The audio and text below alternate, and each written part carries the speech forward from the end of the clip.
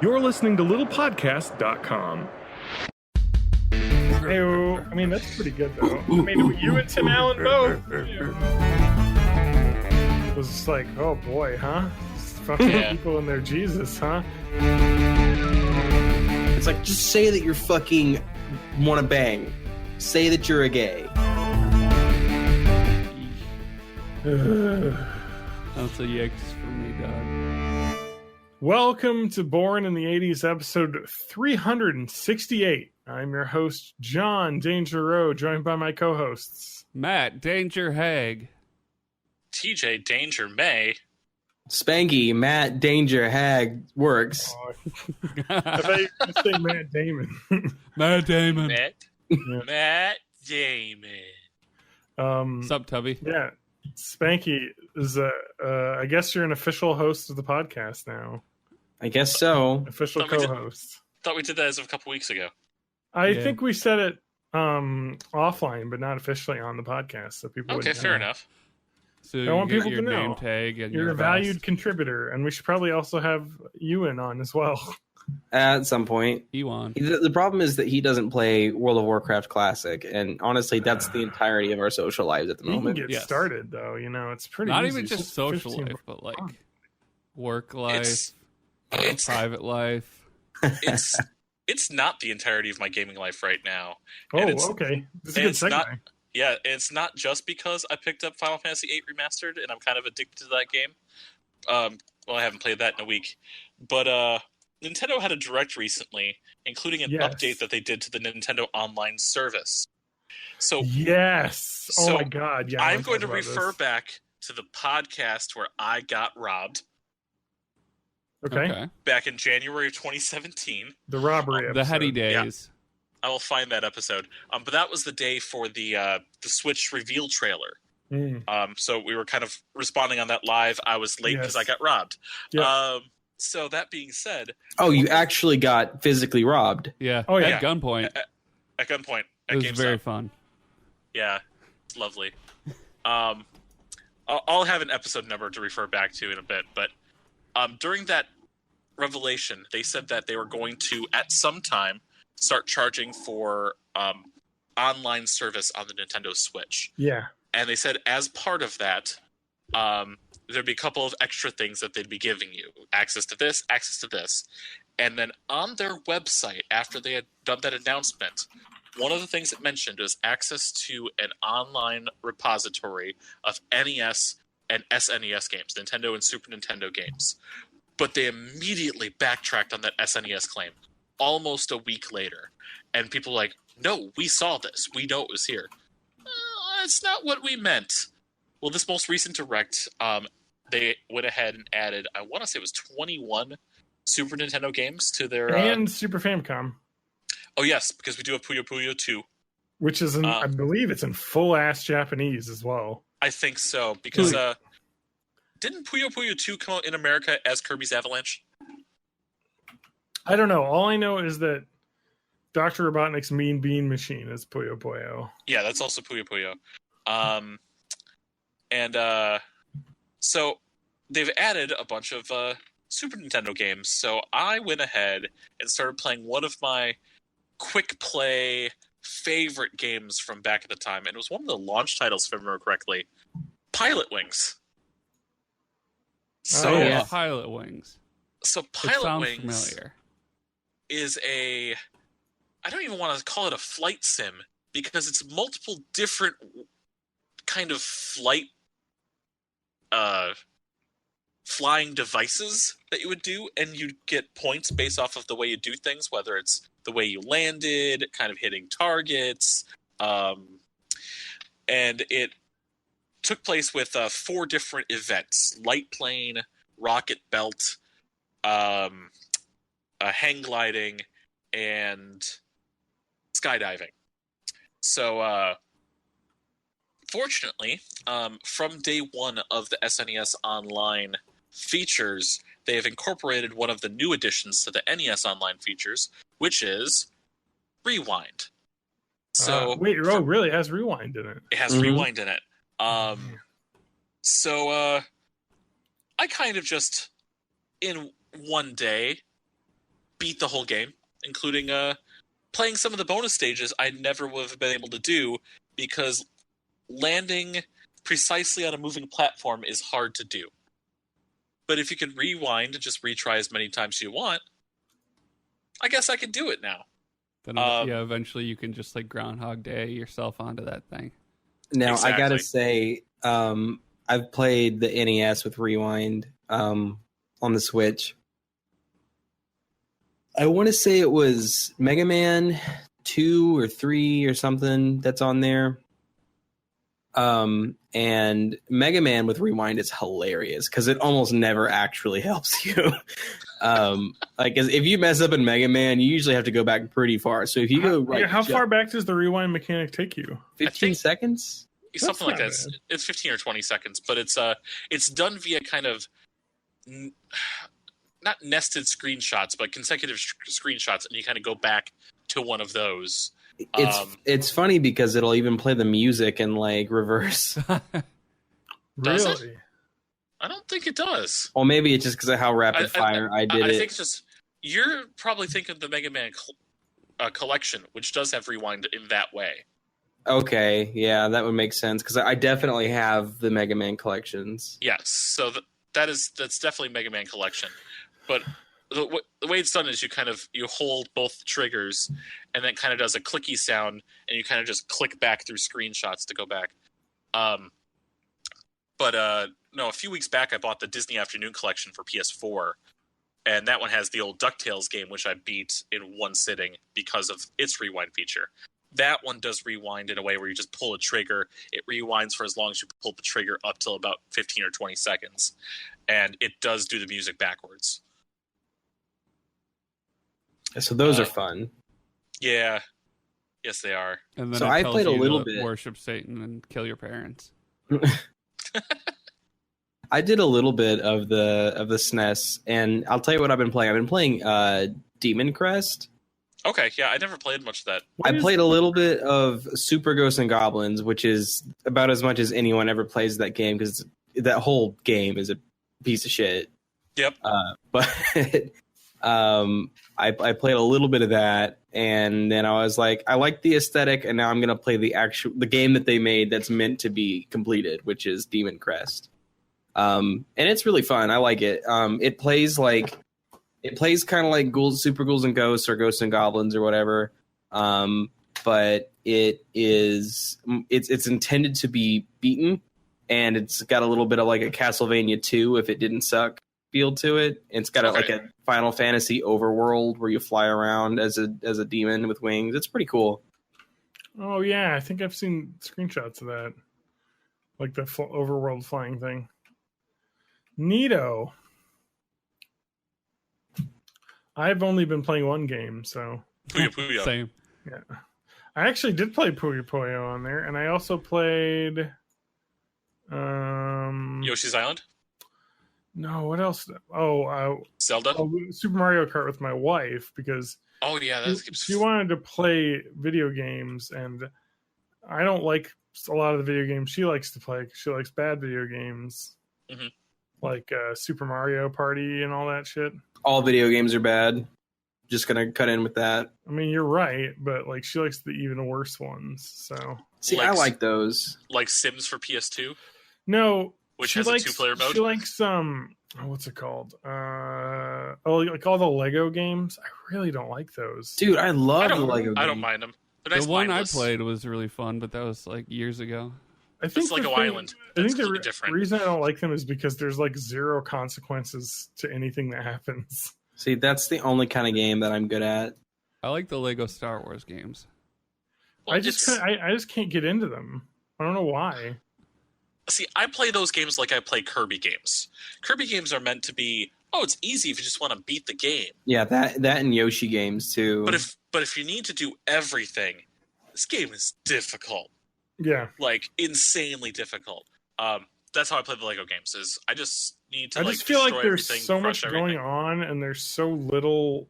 Like I don't know. Maybe I'm just an old man because like whenever I'm playing, I can like never follow where my character is. I'm always like, what's going on? What are we trying to do? Everything's exploding. I do think the Lego games are more fun if you play the ones that don't have voice acting, that just kind of have the grunting and miming, Mm-hmm. I suppose. like the old Lego Jay Star loves Wars. grunting and miming. Yep. 90% of my parenting. Ew. I mean, that's pretty good though. I mean, you and Tim Allen both. Ew. Remember when Tim Allen went? "Rrr?" Yeah, that was I pretty remember that. great. Remember when he went? I'm being persecuted because I'm a Republican in Hollywood. Yes. My favorite was part really about when people do stuff like that is that they don't realize that they're not being persecuted for having different views. They're being persecuted for being a dick about it. Yeah, and It's you're like also there's a being difference between persecuted. disagreeing and like being incredibly unlikable. Well, that's like so. Like back when I was in like the like fucking religion kids scene in high school, because for some reason I was like friends with a lot of kids that went to the Baptist church, and they had a fucking entire basketball court in like the like activity center near their church. So it was fucking And because awesome. you wanted to hook up with some religious chick. Yes, that's also true, but that never happened because she was a religious chick. But There's the flaw in your plan. well, yeah, it really was a big flaw. And also she turned out like, I don't know, she maybe not be an awful person. She was really smart, but like she had some really bad ideas because she was religious. So you know what I mean? Yeah. Like, you know, people like that. They're like Mhm. anyway. So they had a cool full basketball court and play like dodgeball and shit. And like when you're like in high school, you're like, this is fun. Let's play dodgeball co-ed. It's not like, I don't know. It was just a lot of fun, you know? Because, you know, we didn't drink or smoke or anything. So there was really nothing else to do. But yeah, like Stephen Baldwin, like I went to Life Fest. Look up what that is. No, I know what it is. It's like, It's I forget if it's referenced by name or if it's parodied, but in The Boys, yeah. It's, Yep, you're right. I just watched that episode, but I can't remember what It's it's a called. Christian rock festival, and going to that as a not super Christian like Catholic kid was just like, oh boy, huh? These fucking Yeah. people and their Jesus, huh? Like I was there because like said like friends and a girl I wanted to bang was there, and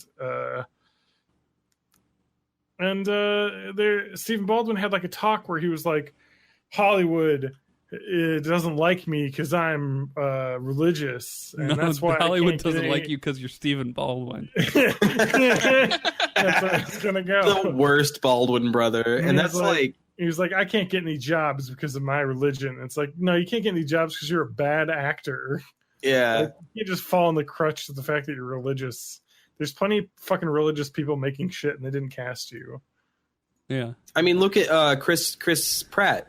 Yeah. Yeah. Chris Pratt is like annoyingly religious, but he's a fantastic and hilarious actor. Yeah, so he gets work. Well, and he's also not like a super dick about it.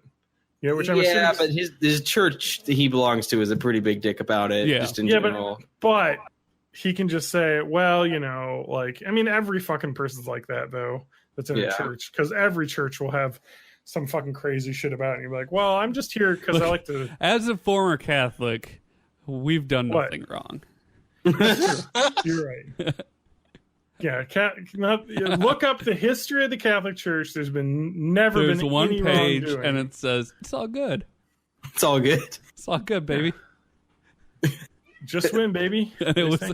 it was written in 1400. Oddly, Yeah, 1492. it's all good, baby. When Columbus Jesus sailed the ocean blue. Yeah, when Jesus Well, he just sailed walked. the ocean blue. So that's when Jesus Father. walked across from Portugal to settle America. hmm Yeah. Can we talk about going across the ocean? Because it's John's anime corner. All Oh, right. yeah. I started watching an anime. I'm sorry. No, don't be sorry. It's a good anime. Yeah. It's called Vinland Saga. I've heard so many good things about this. So Vinland About Saga Vinland. is.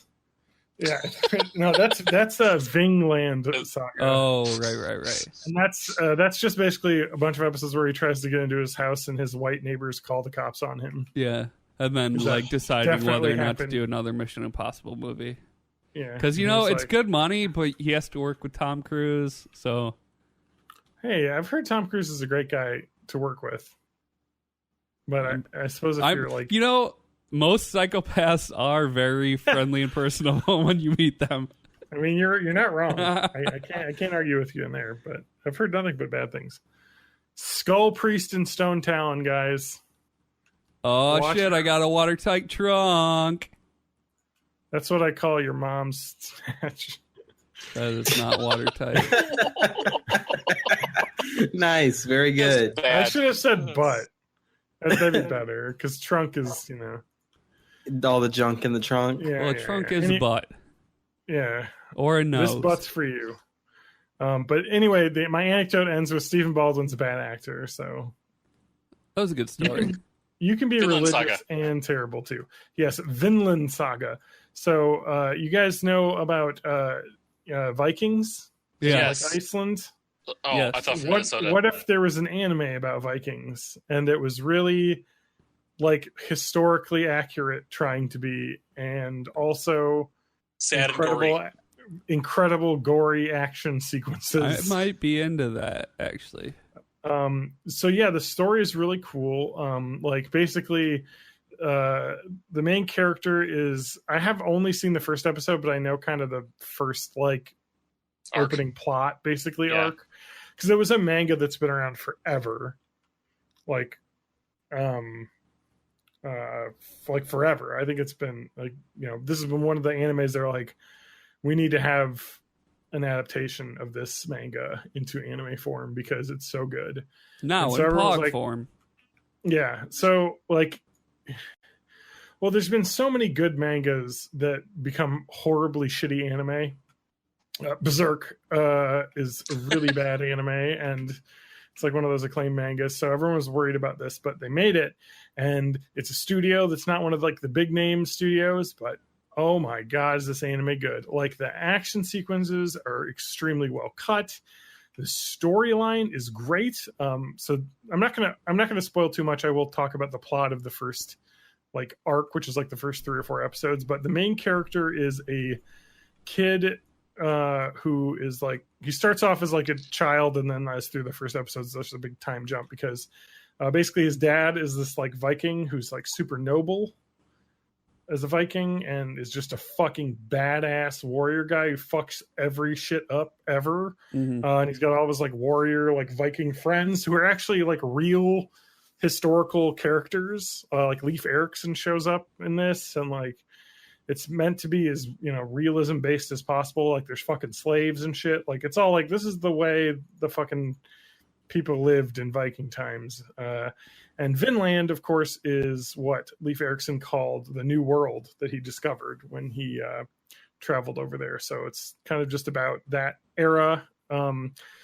But the main character's dad is like super noble, but he runs afoul of this like mercenary guy who basically is super cunning and conniving and has no scruples with deciding to fuck with this guy and murders his dad basically and kidnaps the kid and is like, hey, I'll let you duel me, because the kid wants revenge because this guy killed his father, and he's like, I'll let you duel me when you prove yourself in battle. And so it's basically this like kid is kind of like with this mercenary band. It's like the full stories about this kid like being this like wide-eyed child who was like his dad's, it's like God of War, if you've played the God of War, where he's like, he doesn't want his kid to become like him.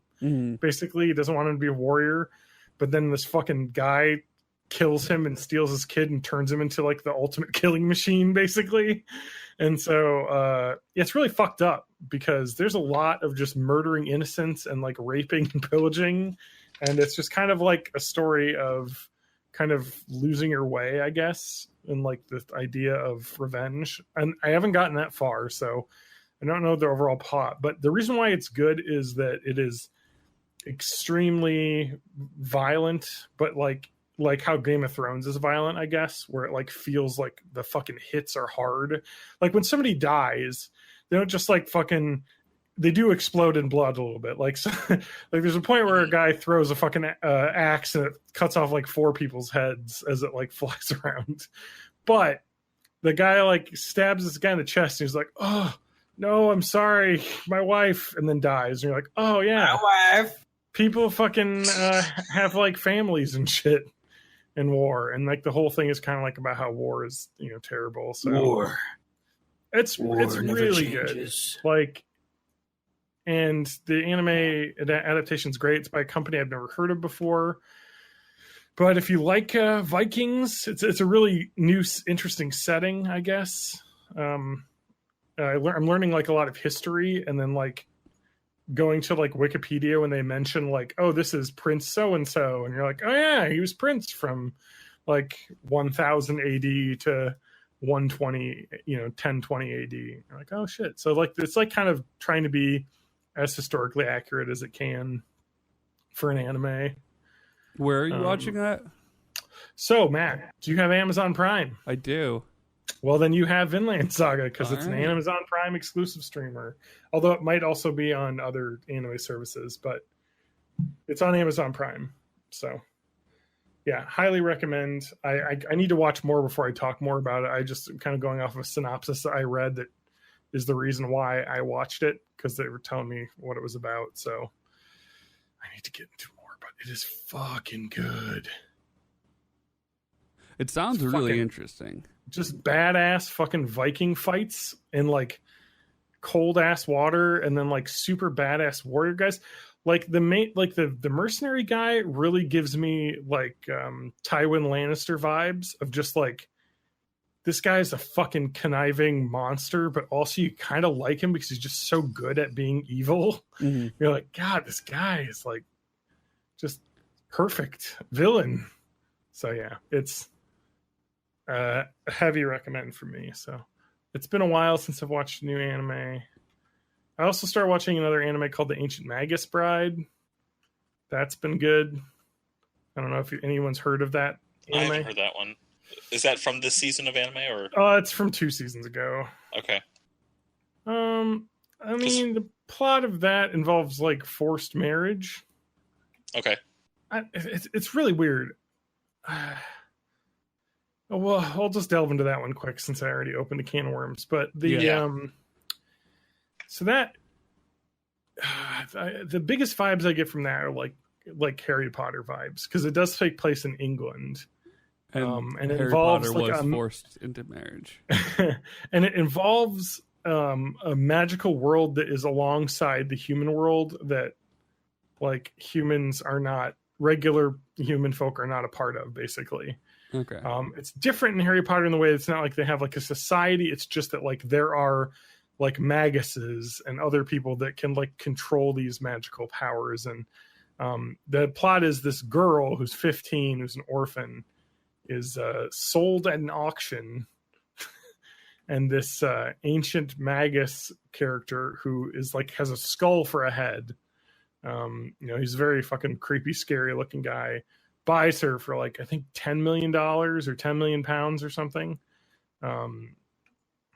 And he takes her as his apprentice.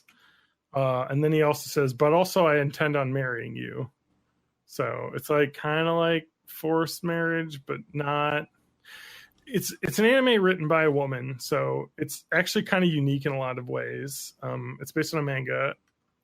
Because the main character is a female, and it's kind of rare in anime that you have a female main character that's being written from the female perspective.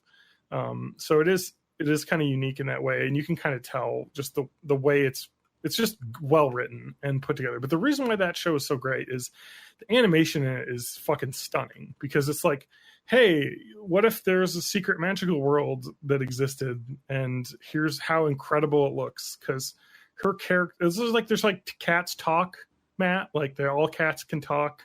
So Okay. she like helps out some talking cats in a town. But all the people don't know that the cats can talk. She can hear them because she is, and this is why he bought her for the money, is that she is a very special human. It's rare that they're as magic attuned as they are, and she is able to like interact with magical creatures, and she like attracts magic to herself, including bad magic as well. So it's kind of like she's like a focal point for magic in the world. But that show's so good because it is just like gorgeous. Like the animation is some of like best like landscapes and incredible breathtaking scenery.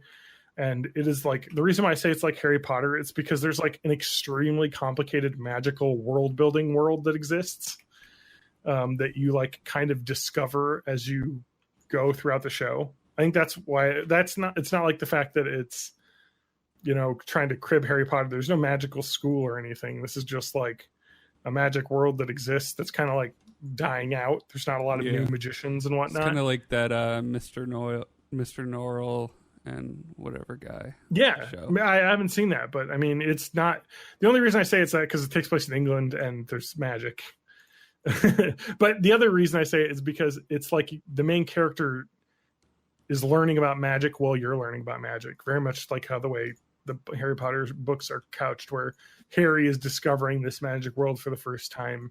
And so you kind of have that sense of discovery of like, what the fuck is that weird fucking thing? And then you like discover it, and it's this weird thing. Or like, what's that horrible black writhing mass of tar shit? And like, oh, that's like evil magic stuff. And holy shit, that's bad. And I don't know. It's just really kind of unique, because you don't see a lot of anime that take place in like England that has like a very, it's trying to be very much like setting specific in England, you know, with all of the like fairies and stuff. A lot of like, is it like you know, modern England? No, yes. Okay. But the kind of magic-y stuff is not very modern, because of course these are people that It's like have the used old magic ways. instead of technology.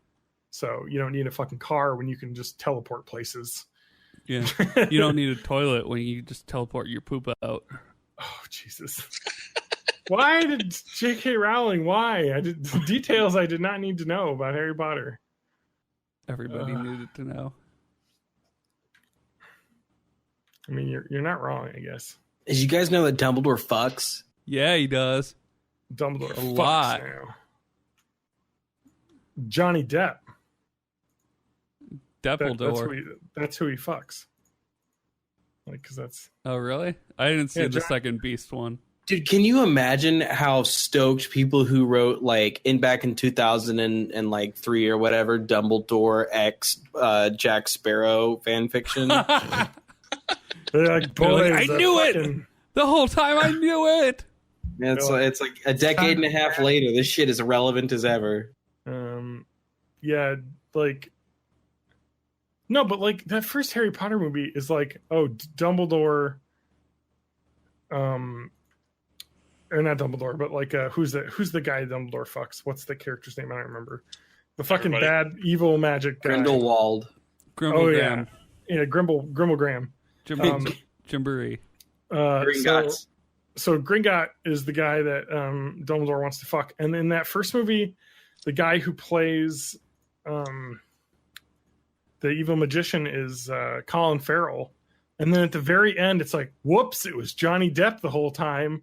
As like a weird twist. And it's like, why did you get a famous actor to play a character who you surprise reveal to be another famous actor? Yeah, Like, no what kidding. the fuck? Couldn't it just been a normal looking character actor? It had to be another like famous actor. Also, It had to be a non-British person. the downgrade from Colin Farrell to Johnny Depp is extreme. Yeah, for Oh. sure. Like, You know, Eddie Redmayne really sold the first movie and made it a good experience. I Yeah. liked that movie a lot, and I liked The it because core characters of him and his sidekicks were like the the best sidekick part guy of the was movie. so fun. He was exactly like what you'd want in like a person who's never seen magic before, and he's like introduced this magical world and is like, fuck, let's just roll with it. This is fun. Like, you know what I mean? He's like up for it. Whereas like usually when you have like a scenario where a guy gets like, he's like, I don't believe any of this stuff for like the half the movie. And it's like, no, he's just like, okay, yeah, there's fucking weird creatures. I'm in for it. Like, let's have some fun. And then it seems like they retcon that in the second movie. Because like he's like loses his memories or some shit. And then in the second movie, they're like, nah, he's back. Because he's in all the trailers, so I It's don't know. like, I don't understand why it's like, it makes sense for the first one to be a Fantastic Beasts Mm-hmm. movie, but I don't know why they went forward with that as like the name of the series. Yeah, you're right, because it's not really about Fantastic Beasts and where to find them. It's really It about could just be like the here's a prequel adventures series. of Eddie Redmayne's character. They literally could have just called it The Crimes of Grindelwald. Yeah. Yeah. That movie was bad, though. I hated the second Scamander. movie. The Adventures of Newt Scamander. Yeah, I'll probably watch the second one if it's streaming Yeah. free somewhere sometime. It'll be on HBO but eventually. so I have watch it. no desire to seek it out. It's pretty bad, the second one. Anyway, yeah. What makes it bad? Why? So it doesn't have an ending. It's one of those we're making this a trilogy, and this one is the one that doesn't have an ending. So you have to see the third one so that you can see the ending. So it's there's this big battle and nobody dies and nobody wins. The bad guy escapes and whatever. They never ever say Dumbledore is gay. They're always we were more than friends. We were important to each other. And it's just say that you're fucking want to bang. Say that you're a gay. But they wouldn't do it. They really didn't gay it up. And it was upsetting that Rowling made all this stink about Dumbledore fucks, and then he doesn't even fucks in the movie. He gets a chance to fuck. He doesn't. Yeah. No, so it was Yeah. it was I wonder if that's the frustrating. case of the studio being we gotta tone it down. Yeah, it was towing lines and just it was and then the story itself was just the first one was oh, here's Eddie Redmayne's character. He's really good. He's a good actor. He's very interesting. He's not super into the Ministry of Magic kind of shit. He's kind of on his own. He's on his own sense of priorities in the world, and it's all about saving the natural world and the magical world. And then you've got the Muggle there, and then the second one is none of that. It's what if Harry Potter, but Harry Potter wasn't in it, and there was no bad guy except for Johnny Depp, I guess. It's been red-pilled into finding that the Ministry is bad and that the bad guy group is the good guys. Actually, is that what happens? No. So what happens, and I don't really want to spoil it. Does he try to blow up Parliament? But Guy Fawkes style. Yeah.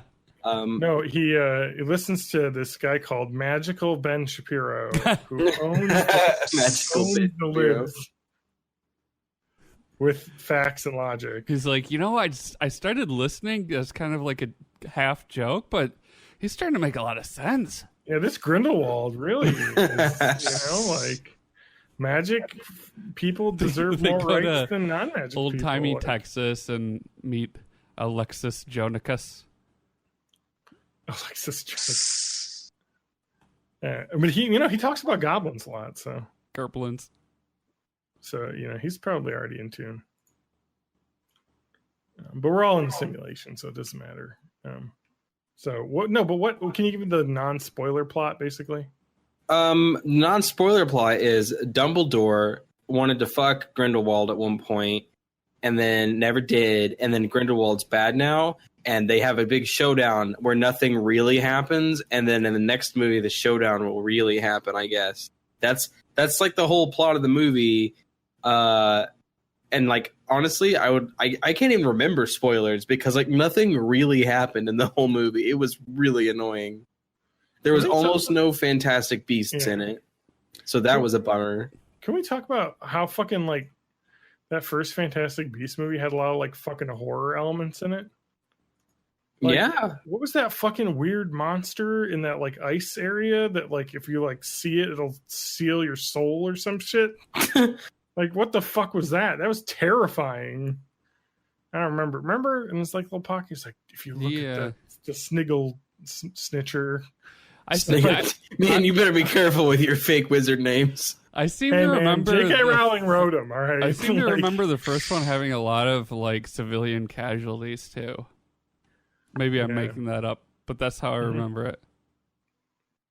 Yeah, there's a point where one of the snipnifters takes a long rifle and goes down to downtown New York. Mm-hmm. There's a lot of property damage. I don't know about people dying, like, because that's like a Hollywood thing. You can just have like a building get blown up, but they're like, oh, the people like crawl out from under the rubble. So you're like, okay, Well, that's nobody died. that's why I remember it sticking out in my head. Like somebody got their soul stolen or something. Yeah, I don't know. And the other horror element of that is at the end when like the ministry has them captured and they're like, all right, sit on this chair and we're going to have this black goo come up and steal your existence away. Like, remember that? Like, it wiped your memories out of your body and, like, turned you into, like, a...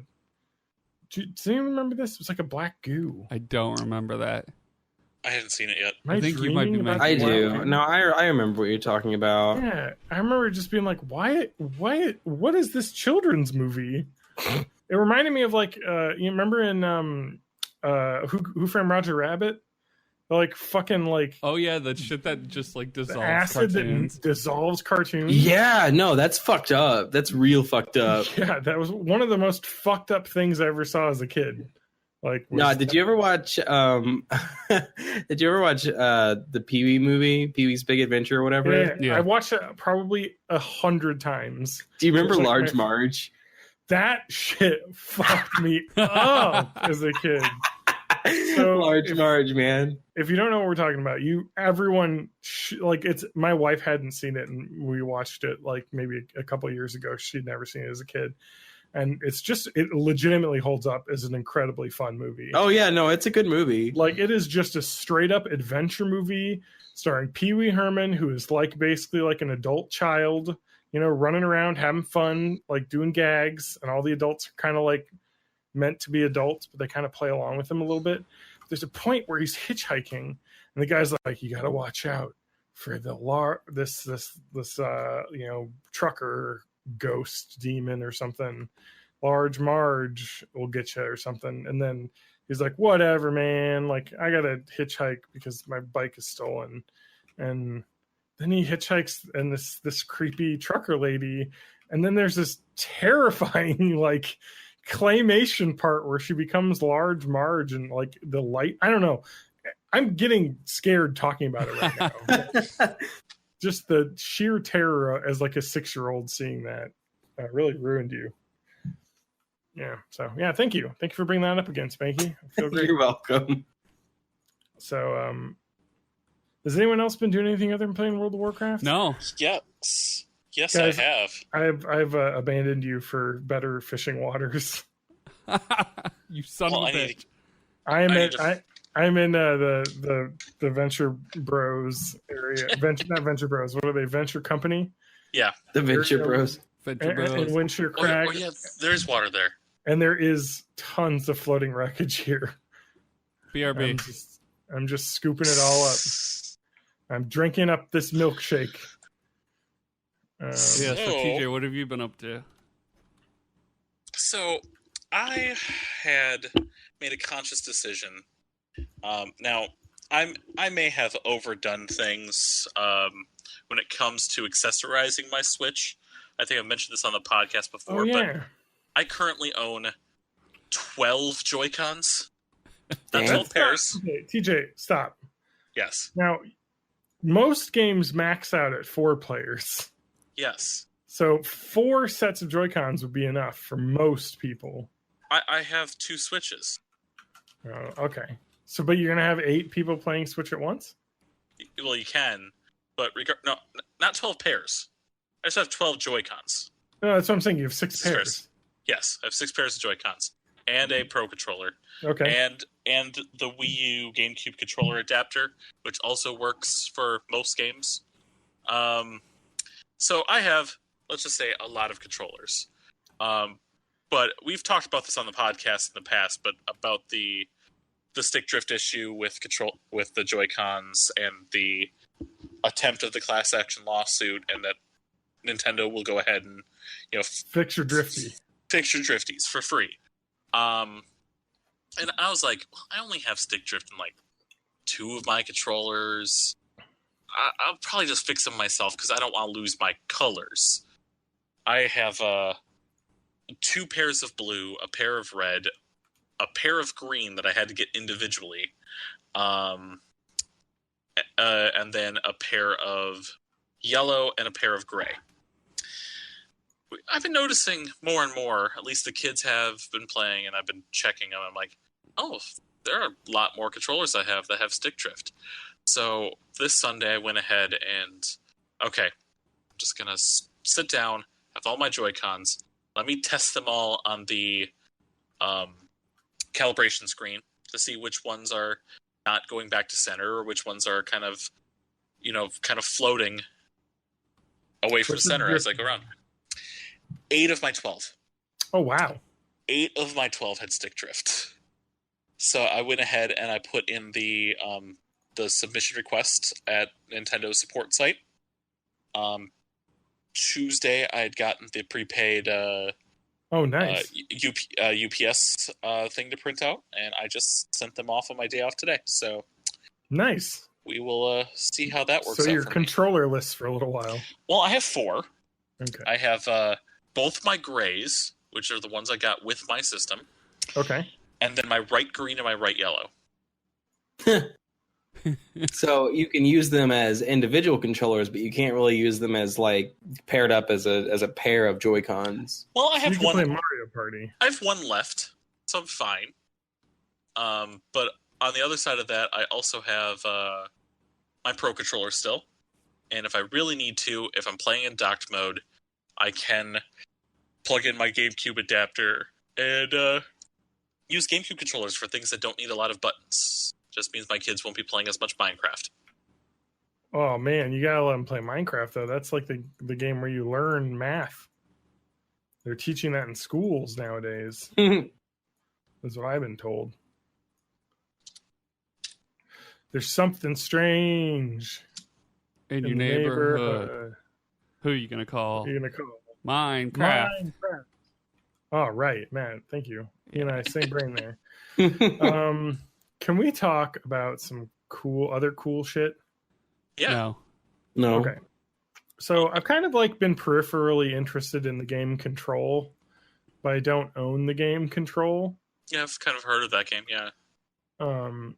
I wanted to get into it. I want to get into it because I really like Remedy Entertainment, who made like Max Payne games, Alan Wake. Oh yeah, Alan Wake's good. Yeah, so I have this game called Control, which is basically like a game where you take where you're like a character who goes to this like the Federal Bureau of Control, as they call it, and it's like a Men in Black kind of situation where it's like a bunch of like people are like discovering and exploring and documenting like unexplained phenomena in the world. So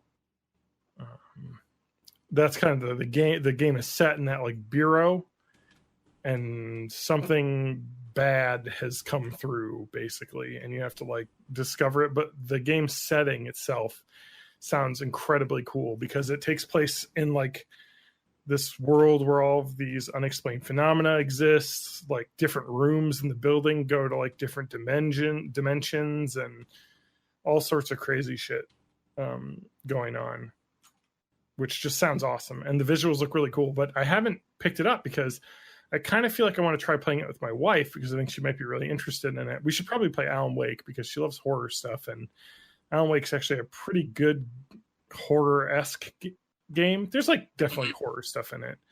Yeah, I would say it's much more of like a cool story game, not necessarily just like I guess like, you know, like it's like a horror thing, but it's also just deeper than just a jump scare movie.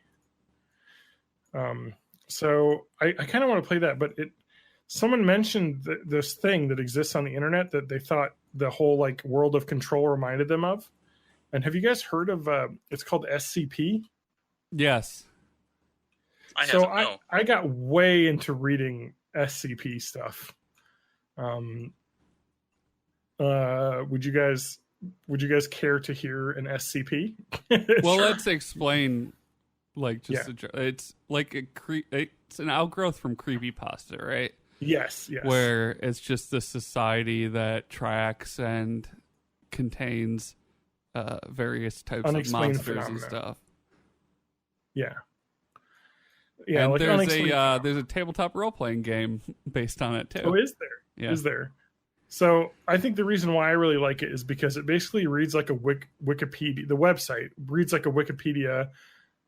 Maybe not even a Wikipedia. It reads like you have accessed a database of a world that doesn't exist. Yeah. Like just unexplained crazy shit. It's like I reading think the it'll be- terminals in Fallout. Yes, but of like a crazy sci-fi, like fantasy techno world. So I highly recommend anyone check this out. So it got me even more amped to play the game. The reason why I haven't played the game is because supposedly it runs like ass on PS4.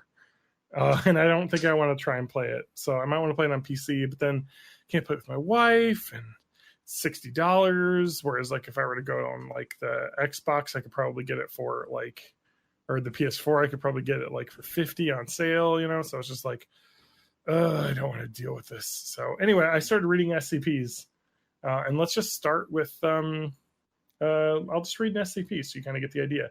The SCP Foundation motto is "Secure, Contain, Protect." That's what SCP stands for. But it's actually really cool because like there's not only it's like a fan fiction for a fiction that doesn't exist. That makes sense. It's like a crowdsourced. It's like a science big fiction world. crowdsourced collaborative storytelling exercise. Yeah, and so like I think you can submit your own stuff to the library or tales, which I believe are like fiction written based on the world of SCP. You know, so there's lots of stuff. There's incident reports in that, and like some of the SCP. So each like phenomenon has an SCP number.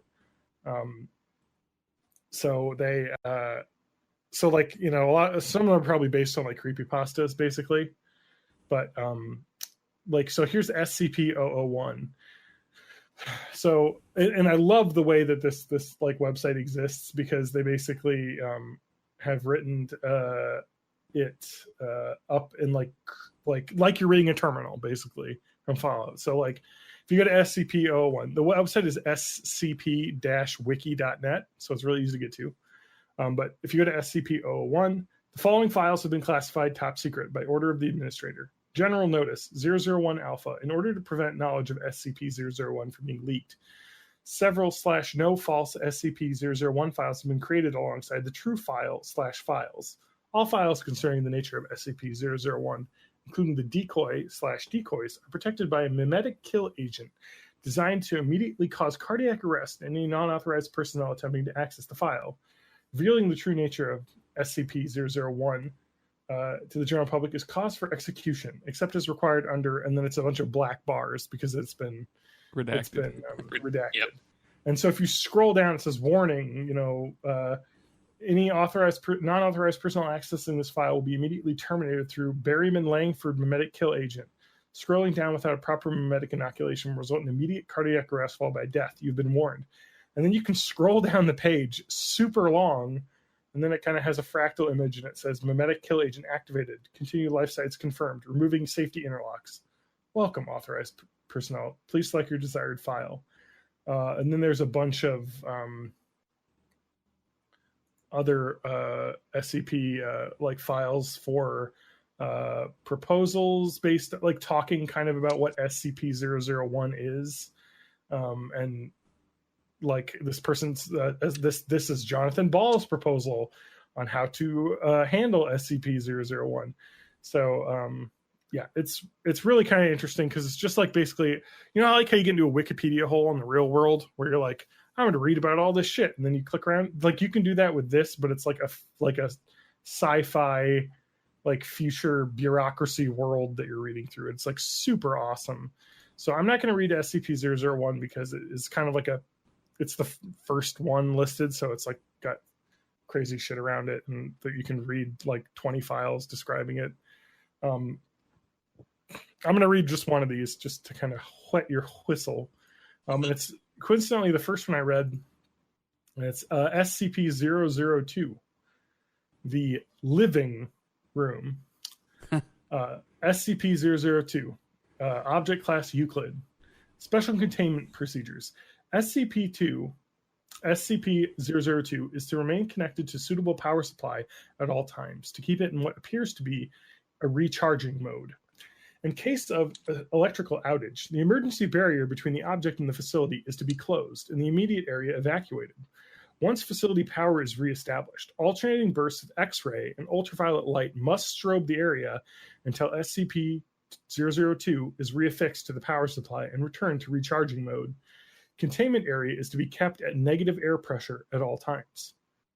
Teams, including a minimum of 2 members, are required within 20 meters of SCP-002 or its containment area. Personnel should maintain physical contact with one another at all times to confirm there is another person present, as perception may be dulled, skewed, or influenced by proximity to the object. No personnel below level 3 are permitted within SCP-002. This requirement may be waived by written authorization from 2 off-site level 4 administrators. Command staff issued with such a waiver must be escorted by 5 level 3 security personnel for the duration of their contact and must temporarily surrender their rank and security clearance. Following contact, command staff will be escorted at least 5 kilometers from SCP-002 to undergo a 72-hour quarantine and psychological evaluation. If deemed fit for return to duty by psych staff, rank and security clearance may be restored when quarantine expires. Description: SCP-002 resembles a tumorous, fleshy growth with a volume of roughly 60 meters cubed, or 2,000 cube feet. An iron valve hatch on one side leads to its interior, which appears to be a standard low-rent apartment of modest size. One wall of the room possesses a single window, through no such opening is visible on the exterior. The room contains furniture, which, upon close examination, appears to be sculpted bone, woven hair, and various other biological substances produced by the human body. All matter tested thus far show independent or fragmented DNA sequences for the object in the room. Refer to the Mulhausen report, cross-reference document 00-023-603 for details related to the object's discovery. Reference. To date, subject has been responsible for the disappearance of 7 personnel. It has also, in the time in its facility, further furnished itself with 2 lamps, a throw rug, a television, a radio, a beanbag chair, 3 books in an unknown language, 4 children's toys, a small pot, and a small potted plant. Tests with a variety of lab animals, including higher primates, have failed to provoke a response in SCP-002. Cadavers, as well, fail to produce any effect. Whatever process the subject uses to convert organic matter into furnishings is apparently only facilitated by the introduction of living humans. Here is the Mulhausen report, document ID 00-023-603. The following is a brief report detailing the discovery of SCP-002.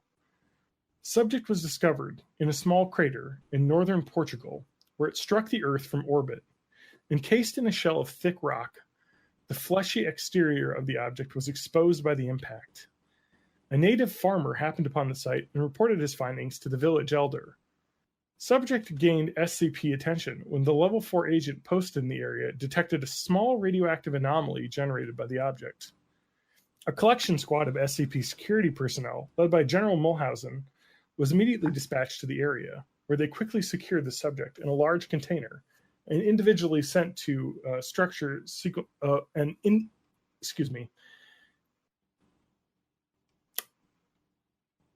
I skipped this part. I skipped a sentence. Oh my god. Okay, here we go. Dispatched to the area where they quickly secured the object in a large container and performed initial testing, with subjects recruited from the nearby village. 3 men individually sent into the structure subsequently disappeared. Upon discovering this deadly property of the subject, General Mulhausen issued a Level 4A termination order of any property of the subject. Any witnesses, roughly 1/3 of the village, to ensure that no outside knowledge of the object and initiated its transport to SCP facility, data expunged. During preparation for transport, 4 SCP security personnel were inexplicably drawn inside the object, where they too immediately disappeared.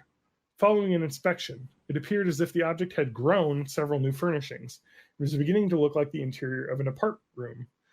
General Mulhausen immediately ordered the requisition of several Class 3 hazmat suits for the remaining security team members, who proceeded to lift the container onto a waiting freight ship for the transport to the SCP containment facility. Data expunged. Data expunged. Following the termination of General Mulhausen, SCP-002 was resecured by SCP staff and brought into special containment, where it currently resides. Staff with clearance below level 3 have been denied access to the SCP container without prior approval of at least 2 level 4 staff after the Mulhausen incident. And that is SCP-002. So, like, as you can see, these things have just a massive amount of backstory kind of written in to the entirety of it. And there's a lot of, like, hinting at, like, stuff and then just not explaining it. Like, it's just awesome. What caused that dude to be terminated and stuff. Yeah, like, clearly, and then it says data expunged, and the information on exactly what happened with General Mulhausen to have him terminated is unknown. And so I've read a bunch of these. They're all really cool. Like, there's like fucking doors that they found on an abandoned building. When you like open it, like you just explode. Like, they're just fucking crazy as shit. Like, I would recommend anyone who's got some time to go to the This SCP has Foundation got to website become a read. Netflix series at some point. Right? I know, right? I would But, watch like, but it reminds me a lot of what I was reading about Control. Like, in that, it's just like a office of unexplained phenomena, like that you have to like you become like the leader of, and you take over. And I don't know. I just really want to play it because I read a whole bunch of these and got way into it, and now I need to play Control, but it's $60, and I've got this game called World of Warcraft. Yeah. Well, can you play both at the same time? I could probably fish and play that at the same time. Mm-hmm. You just gotta keep an eye on it. And anyway, what are you guys up to? I got way into SCPs.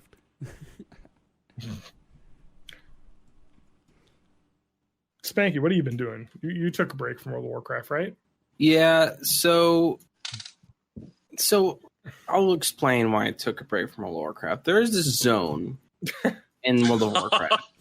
I know all about this zone. And so the zone is typically a zone that a player goes to when they hit around level 31-ish. And it's a huge zone, and you stay there until basically like level 4, like late 40s, really, is whenever you get out of the thing. It's called Stranglethorn Vale. And I has spent a lot of time there. As it's called. Yeah, STV for short. Sometimes Vietnam. people just call it Vietnam. Yep. It's a jungle. Because it physically resembles like the jungles of South Asia. Has tigers and shit. Also, it is the fucking worst thing ever.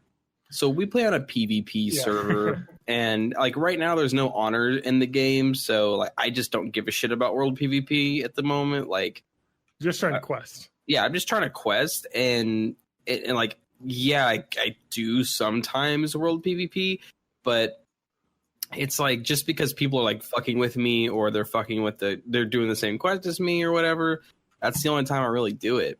But so in Stranglethorn Vale, what people typically do is just kill each other all the fucking time, and there's no point to it, and there's no winners. It just keeps going on forever and ever. So if you try and get away from that area, you still have to deal with like the people who are fucking with that, bitching all the time in general chat, or generally just like being racist and shitty in general chat. So I'm level 44 right now, almost 45, and that is I think an average of 10 levels above you and Matt. I think Matt is 36 Yep. and you are 34. Yeah, 34 and a half. Come on. So I'm about 10-ish levels, 8 to 10-ish levels over you guys. Yeah. I know TJ is level 22, so I'm He's literally a real double TJ's level. level. Achiever. Oh. So I have been frustrated with the game. I don't play a rogue, which seems to be like the only thing you can play as. A rogue or hunter are the only classes you can play as to not get fucked over in Stranglethorn Vale right now, because you're able to just kill people. Well, bro, I don't know about that, but rogues can just get away if they want to. Yeah, rogues can get away. Vanish and stealth. But also, nobody fucks with hunters because they have a pet and they can be annoying to take down. Yeah, and it's not like there's a fight happening, right? It's what's going on is you're killing enemies, and then while you're like a quarter of your health after you've just beaten a group of enemies, a rogue will just sap you and do like a slash dance in front of you and then fucking eviscerate you. Yeah, just hit you with the backstab. Yeah, so and that's no fun. That sucks. So that's happened a lot to me. The area itself is frustrating. There's a lot of quests that are good, that are just like go and kill 28 of these things or whatever, and those are good quests to do. But everyone's doing them, and like getting in a 5-man doesn't help if there's 10 other 5-mans doing the same thing. Then you just got like it's reminiscent of the named mobs we fought on the opening night of WoW Classic, where really you just got like you have to be in a 5-man to get it done, but being in a 5-man does not make it even remotely easy to do. It just makes it like more possible, I guess. So I have been getting frustrated with the game, and I've decided that since I am at like 10 levels above you and Matt, I'm just going to play a little less until you guys catch up, and just maybe get like a level every few days. Spend a little bit more time fishing, doing the low effort stuff in the game, and not really trying to level up as much, because Stranglethorn Vale just felt like just coarse grinding stone on my face for a good week or so. Yeah, it's a tough game, like to play solo in a PvP server. Yeah, especially right now where everybody's at the level where that's the big they're thing. Going to Stranglethorn. Is that the population is not spread out right now. Like I would say, a majority of players are probably between level 30 and level 50. Yeah. So everyone is in Stranglethorn Vale right now. Yeah. I have specifically chosen not to quest there, although I am a much lower level, and it may be a point where I'm like forced to go there. Although I was forced to go to Stranglethorn Vale with you.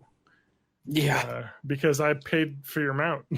Yeah, so you paid for my mount, and I agreed to help you with the quest. And at first it's like a troll temple with some troll enemies that you need to kill and collect.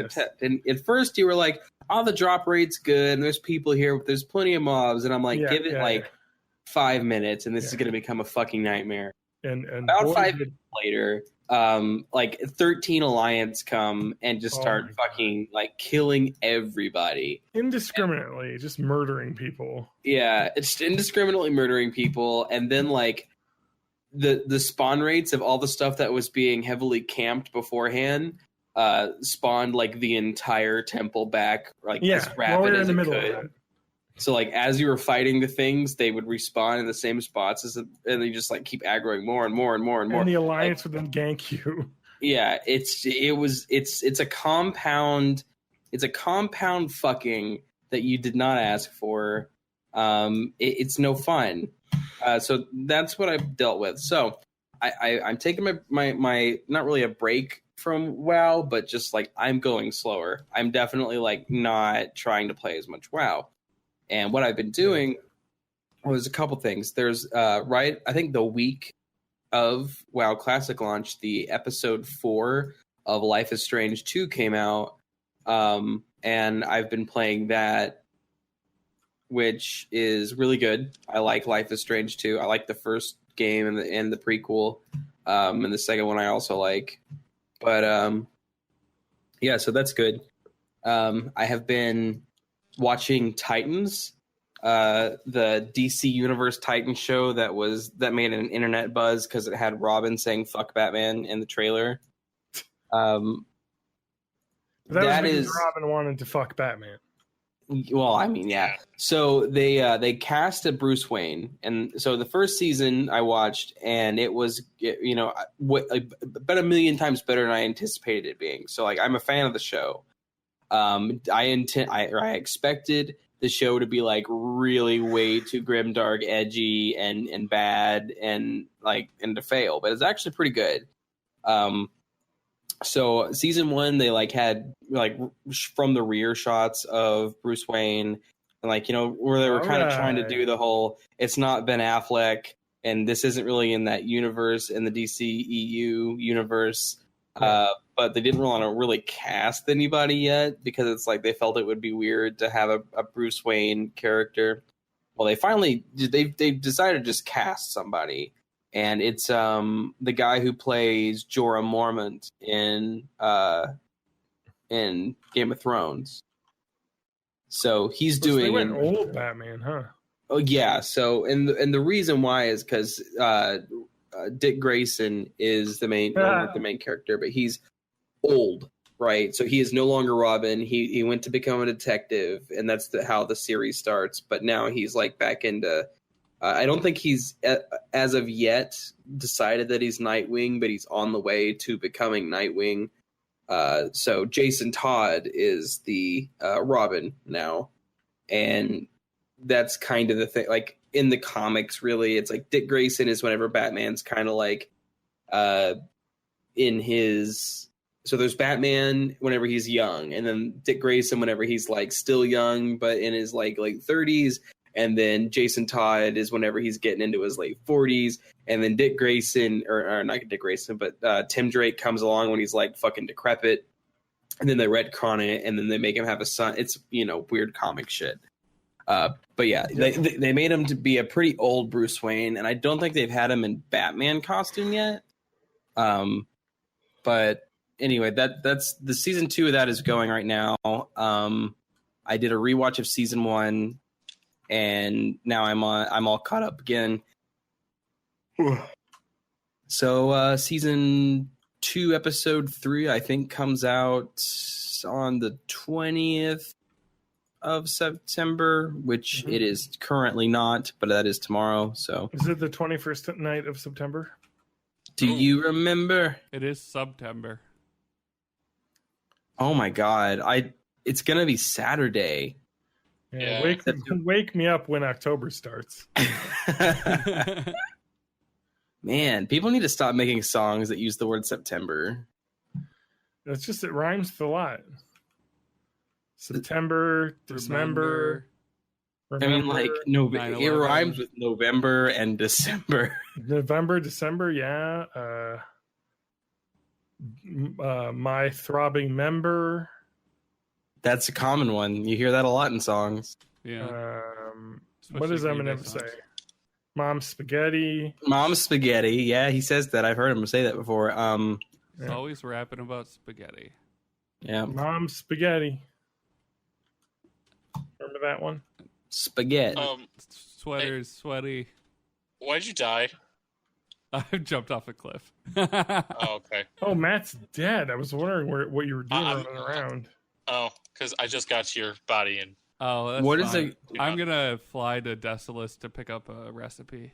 What is a golden iron destroyer? Because I have the plans to make it. Is that a blacksmithing plan? Yeah. Yeah, send it to me. I'll use it.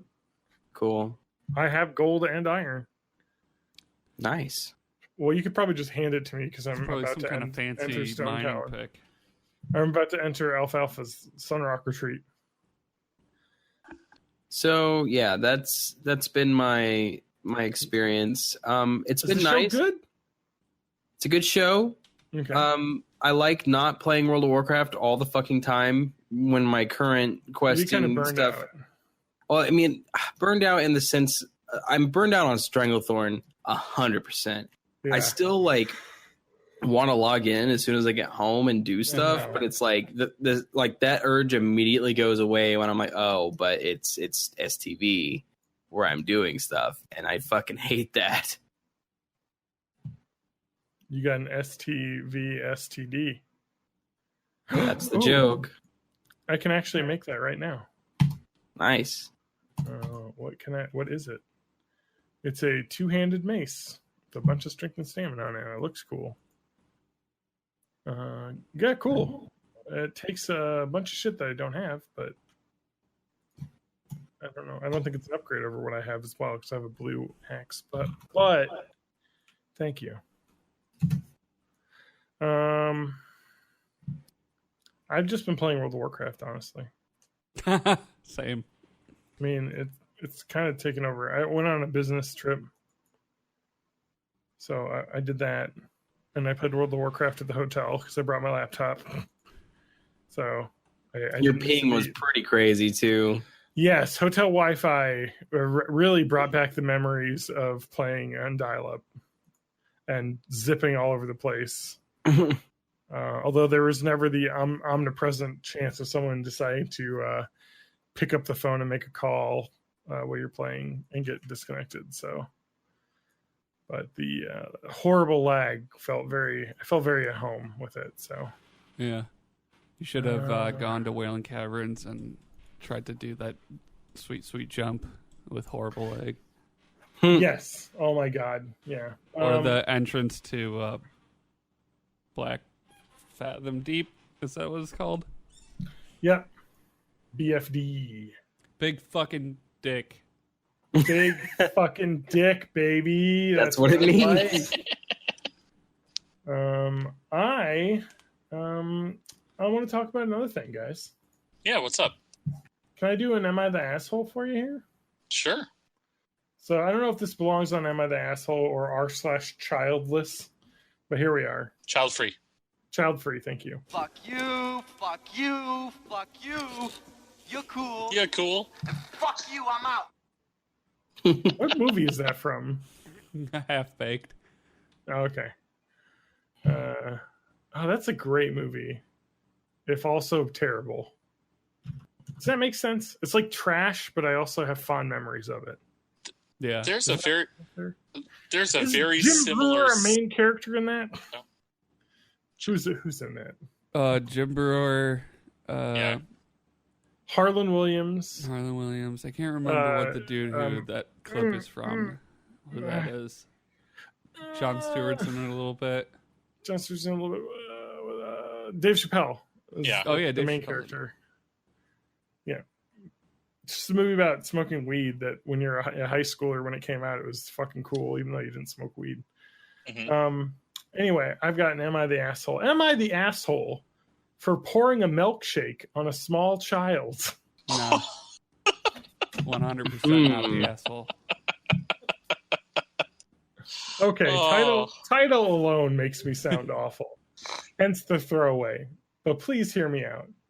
I'm a waiter in a bit. You got to know when you couch it that way that you're gonna already lose.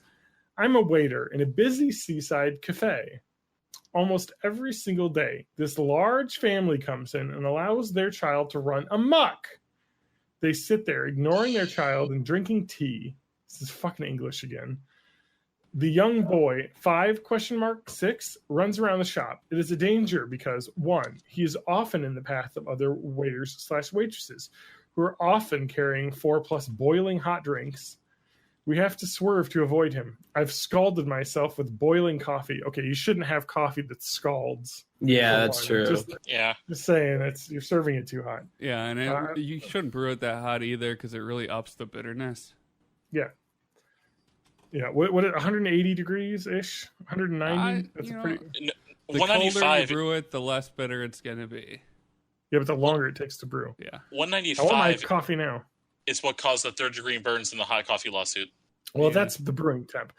My rule of thumb brewing coffee when I do use my AeroPress, and I've always heard this, and so that's what I follow it is. Tea is you take the cup to the kettle to pour it in. Coffee, you take the kettle to the cup. So you want a little time for that boiling water to cool down a little bit.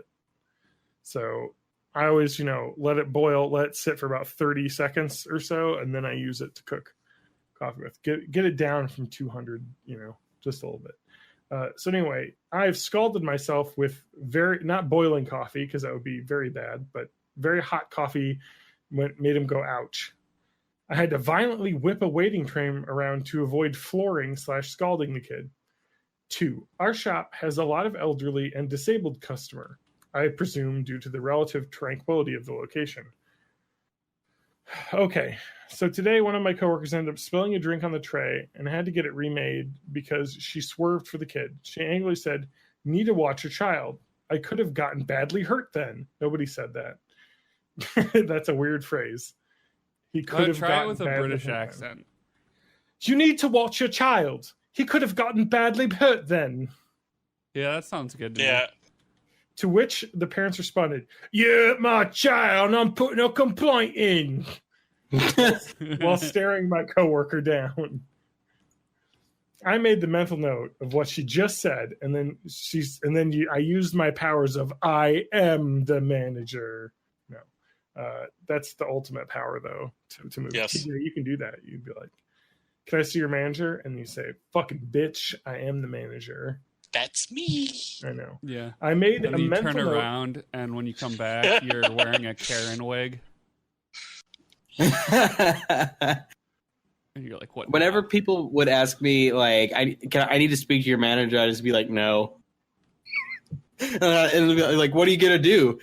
Talk to my manager about not being able to talk to the manager? It's like, if I don't introduce you to the manager, you're just not gonna fucking speak to him. All right, I made mental note of what she just said, and then saw that there was a milkshake order waiting to be made. Covertly, I made 2 milkshakes, exactly the same, and left one behind on the counter. I then took the other on a tray and began power walking toward the customer who had ordered it. In my path, the child who wouldn't be disciplined, I slip, and unfortunately, the kid ends up with milkshake on his head.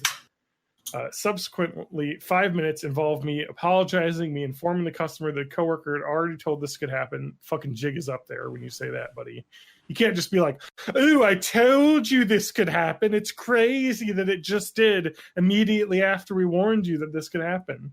And my manager backing me up. He also despises the family, saying, quote, "they're, quote, Karens," to use the internet parlance of our times. Family left shortly after because our milkshakes are pretty sticky. Obviously, the customer still got his milkshake on time because I had made a replacement. I just wanted the kid to avoid future potential third-degree burns. No, you didn't. You wanted to fuck with this kid. Like, you're not doing this out of safety for this kid. I just wanted the kid to avoid potential third-degree burns by teaching him it's not safe to play in aisleways, despite his parents not giving him the lesson. Am I the asshole? Question mark. And let's go already here. Edit number 1. I see a lot of people saying I should have made the parents milky. That was my first thought. Although if you're sat at a table in our cafe, it's practically impossible to get a drink spilt on you accidentally. It'd have to be thrown, which would show the act to be purposely malicious, which it was anyway. Like, it probably result in me being sacked. Yeah, fucking English. Fucking English people are always having relationship problems.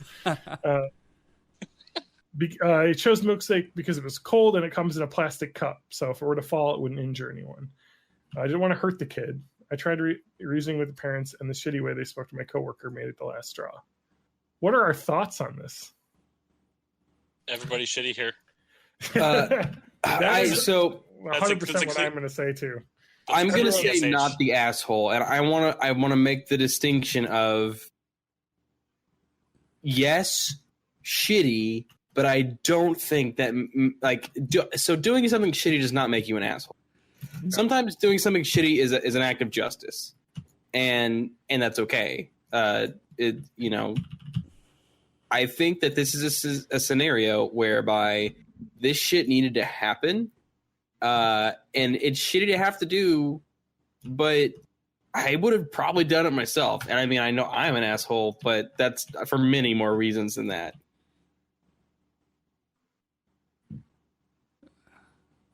Not the asshole. I will say that the huge response on Twitter is pro, not the asshole.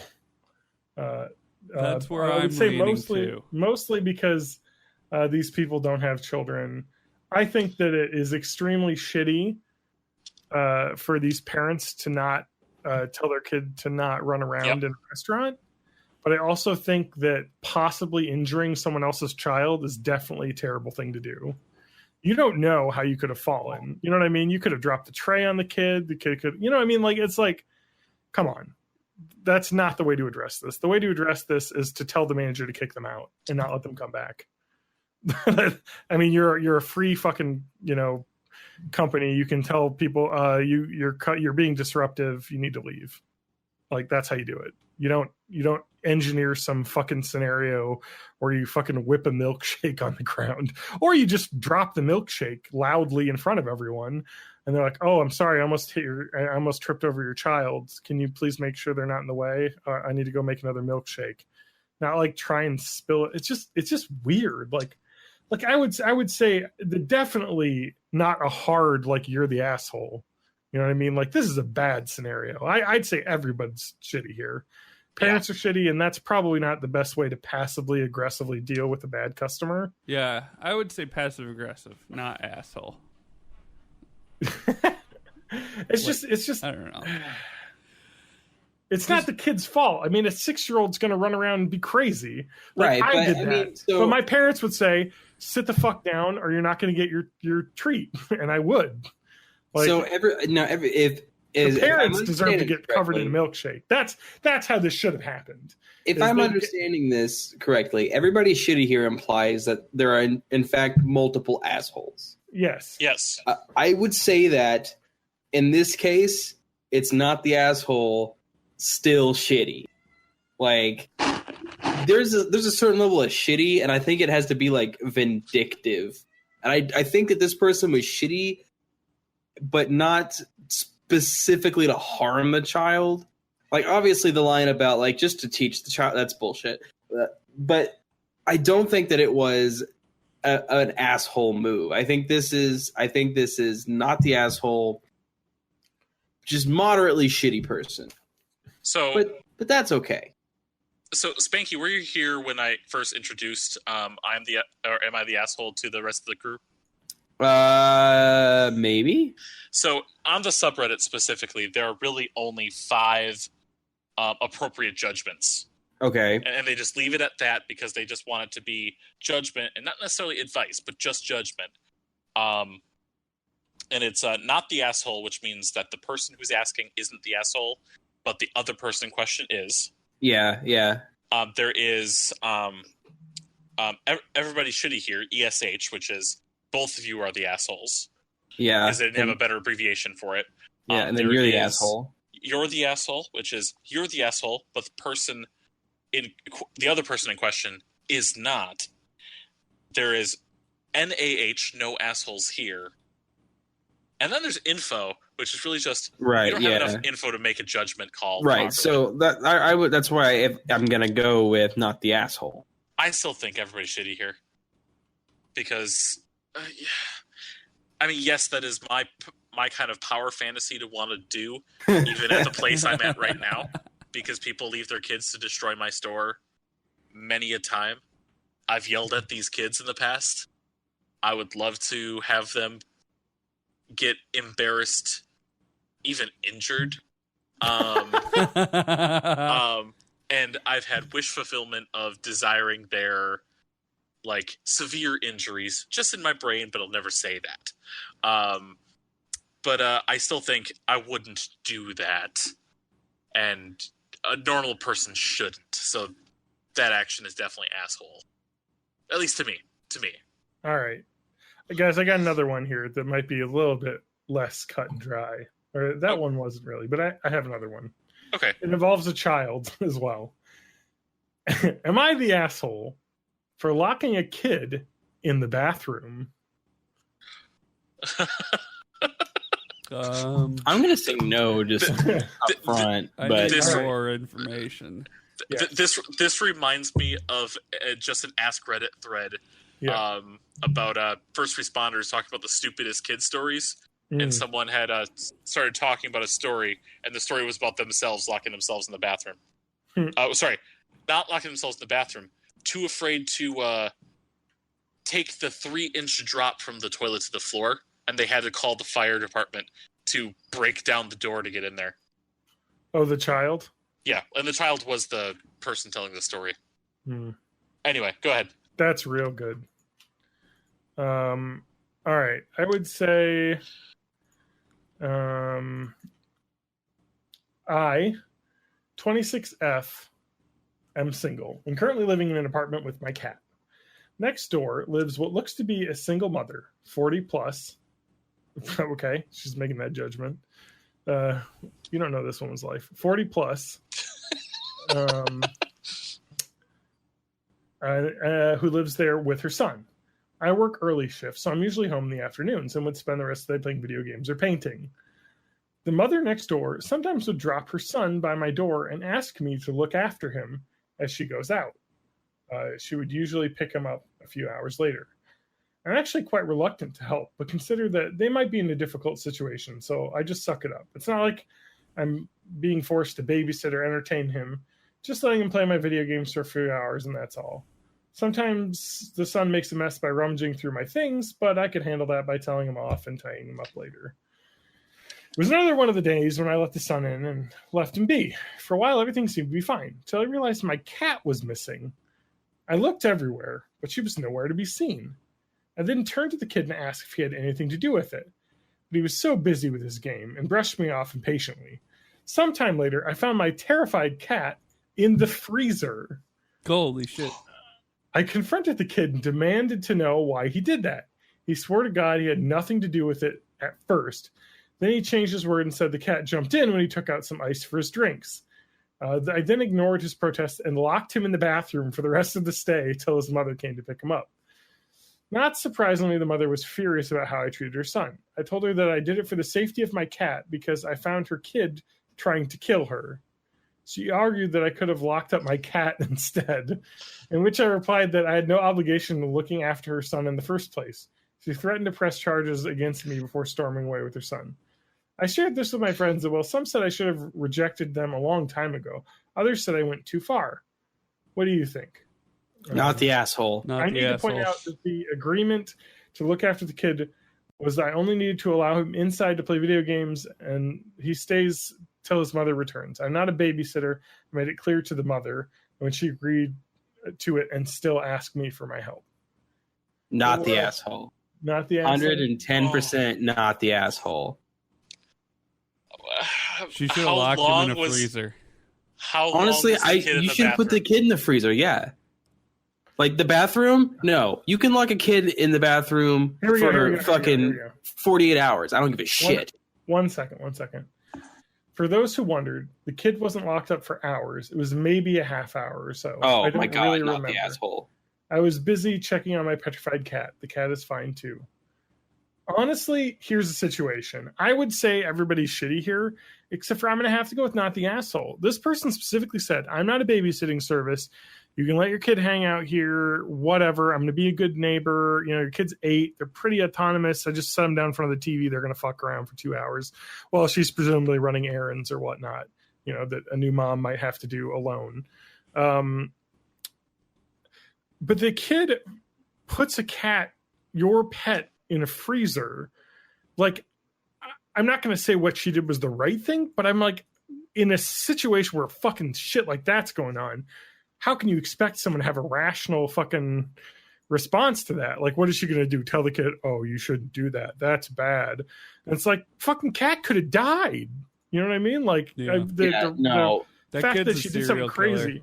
Now, that's what somebody said. They're like, this kid is obviously a future serial killer. So yeah, so this is my own personal child rearing upbringing from being hit all the time as a kid. But if a fucking child, and this is, I want to be clear, I'm never gonna have kids, do not want them. I'm asexual, aromantic, there's not even a risk. I'm not having kids. If a fucking child did that to my cat, I would beat the living shit out of the kid. Yeah, just I would not hold back. I mean, I wouldn't break his nose. I would do what was done to me, basically, and grab a belt and just like fucking beat the hell out of his ass.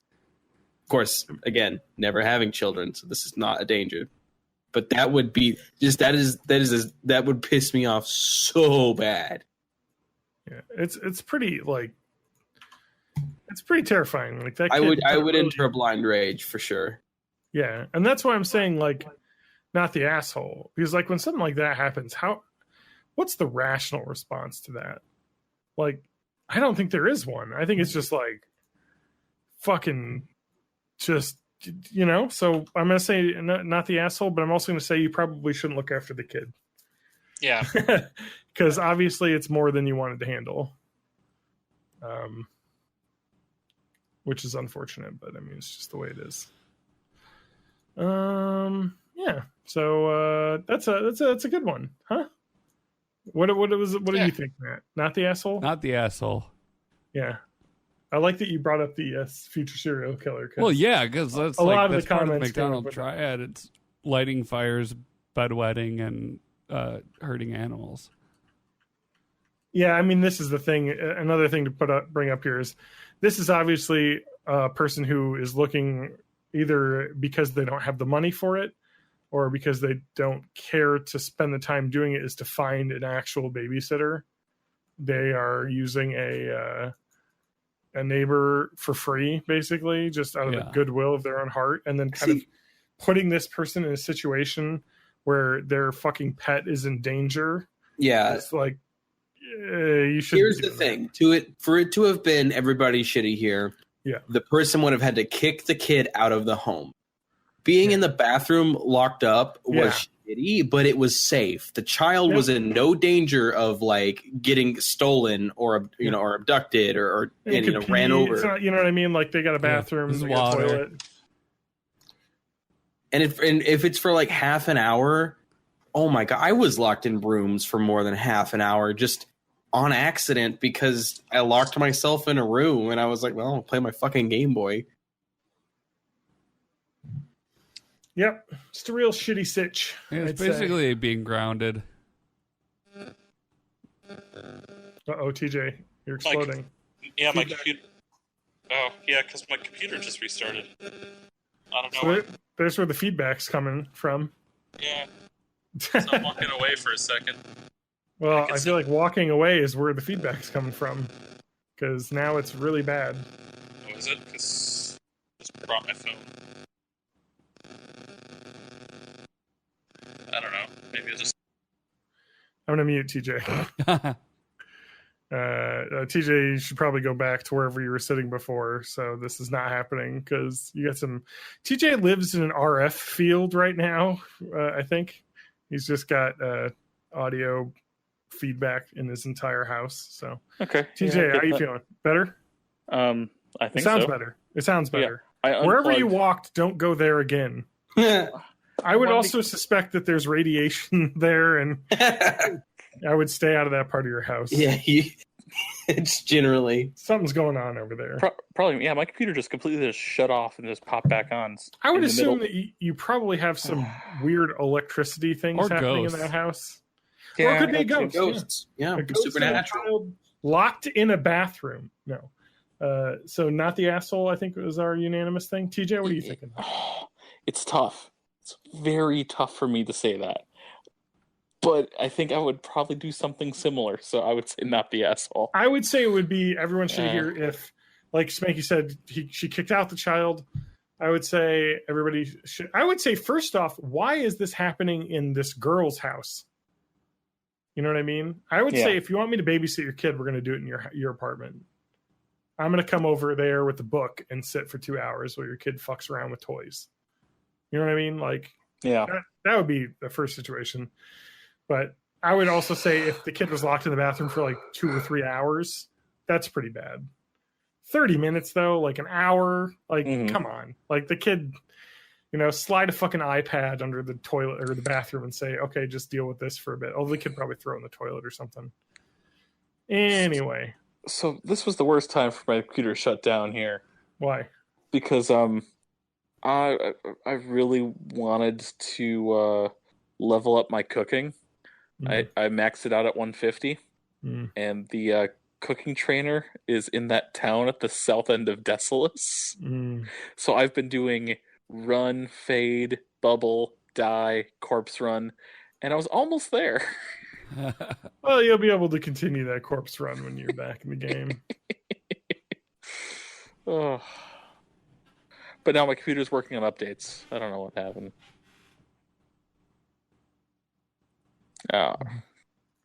So Whatever. I'm just selling all of my fishing stuff. I actually made 2 gold just on random shit there. I'm leveling Nice. up my enchanting. That's not bad. Anyway, so with that, how are we feeling, everybody, about this episode? I think it's about time to wrap her up. Yeah, I it think was, so. I think it was a great episode. Make like a condom and episode. wrap it up. You know, for doing it from World of Warcraft, this was rather not that heavy of a World of Warcraft episode. Yeah. No. r/child-free is the new place that you need to go to. That's It's where great. we'll be posting all of our episodes. All you sinks and dinks, get up So- in there. R/child free sounds like an incel kind of thing. It Just really like- is, honestly, because like I'm okay with people like being like, oh, we don't want to have kids. That's fine, whatever. But like going on a subreddit where you like personally like talk about shitty stories of parents and their children is It's like just not like people getting great. off on how awful kids are, right?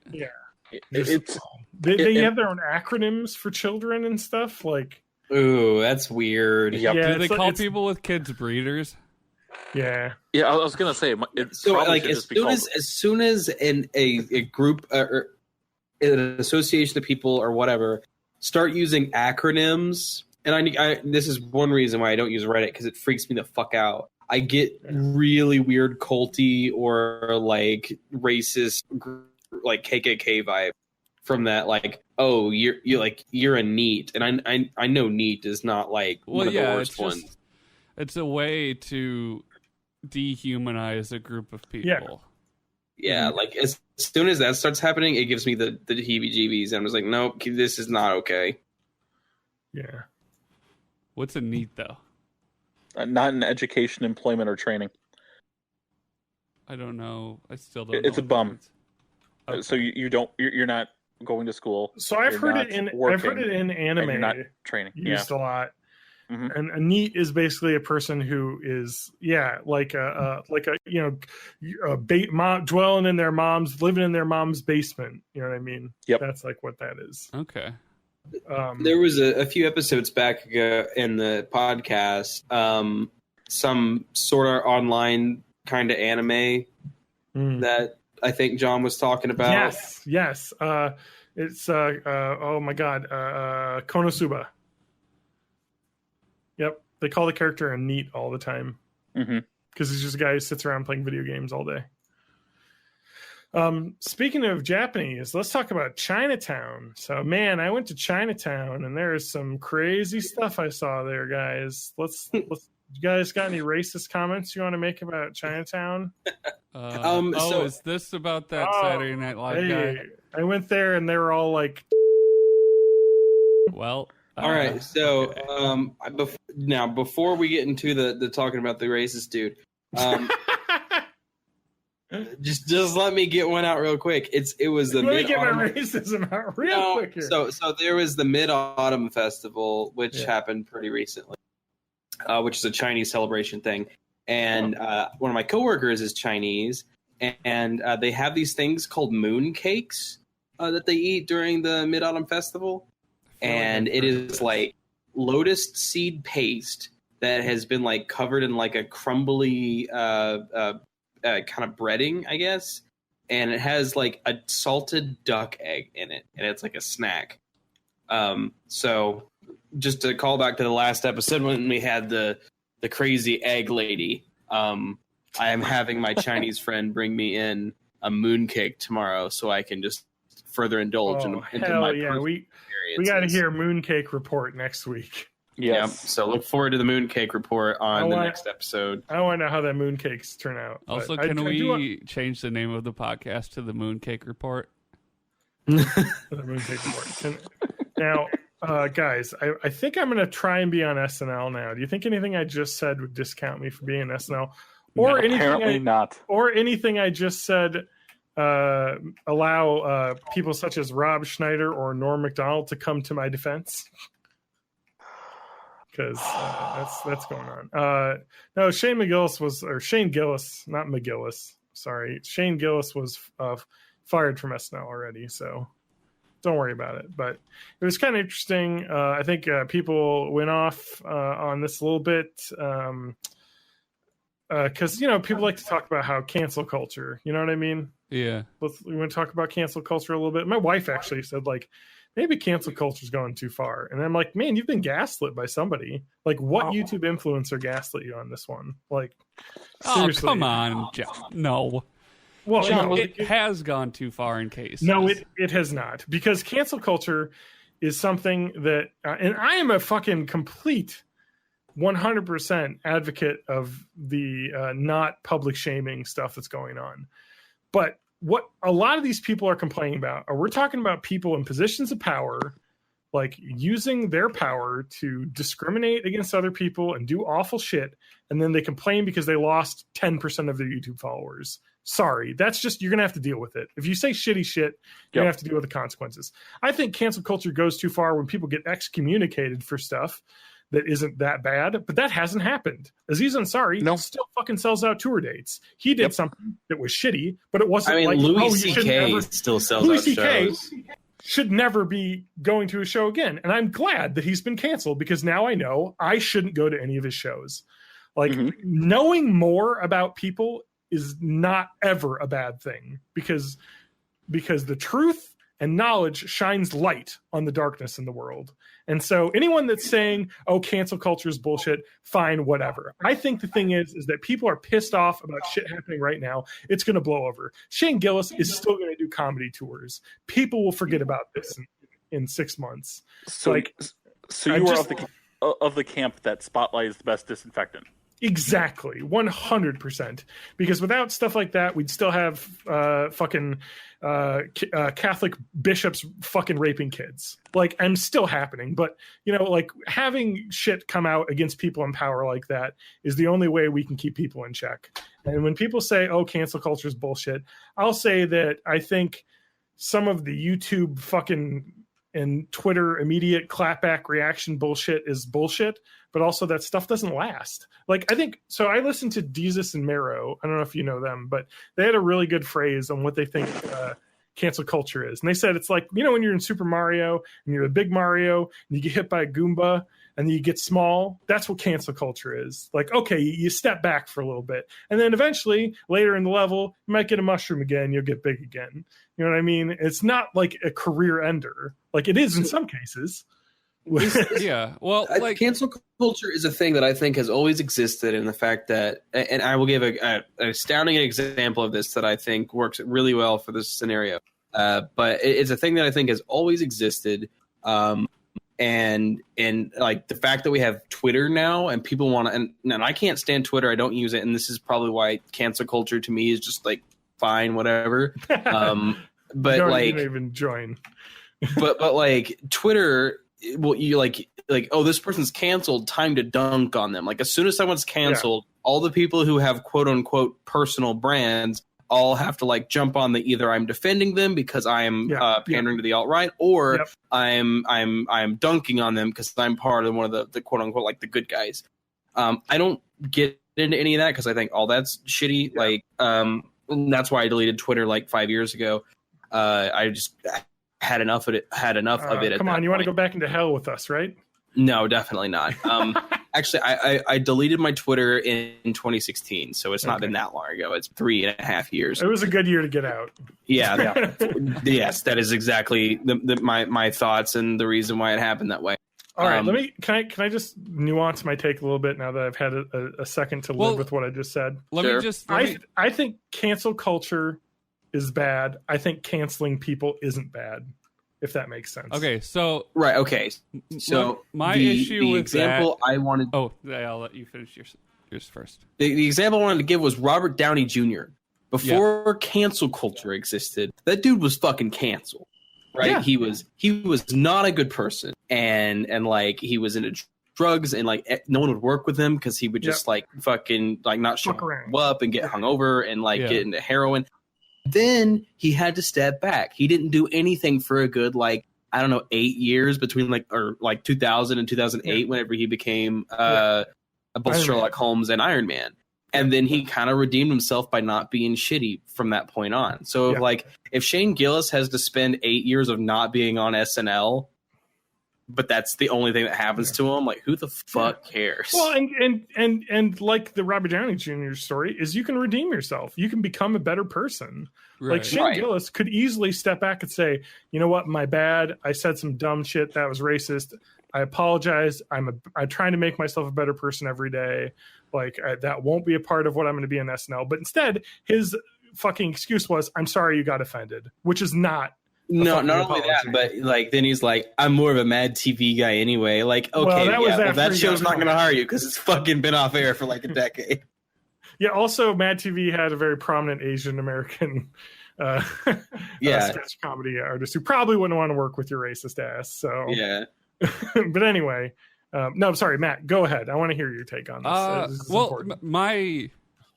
my issue with the idea of like canceling people is if you don't leave a path for like improvement, which kind of seems like it seemed more like people weren't willing to offer that like maybe last year. Yeah.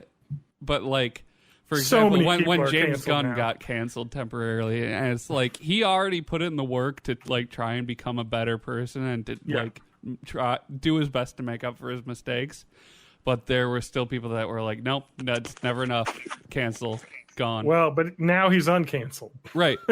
But I'm saying, like, and there's still people that will have that position, mostly on Twitter. But the worry is those people don't matter. So okay. Well, I mean, yeah. he's so the people that do matter forgave him. My warning would just be that if you shut people out who are willing to work to get better, and you don't leave them that path for redemption, the only other option you're giving them is to go farther into the shithole, and that's not good for anyone. Yeah. No, some I get people will take that route regardless, though. Right. Yeah. Like Louis C.K. Yeah. Louis C.K. was canceled for all of like 10 minutes before he started like ragging on the people who had canceled. I mean, he was making fucking Sandy Hook jokes and shit. Like, come on, man. Like he was canceled. He went full edgelord. That's not like I did my best to earn my way back, and they just went like that was like a month after after this shit with him happened.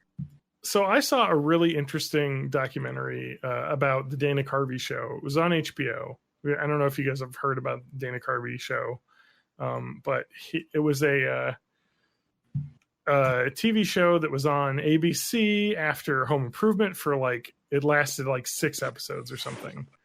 But it was Dana Carvey, and it spawned all these amazing comedic writers. Robert Smigel left SNL to do it. Dana Carvey had left SNL, was doing it.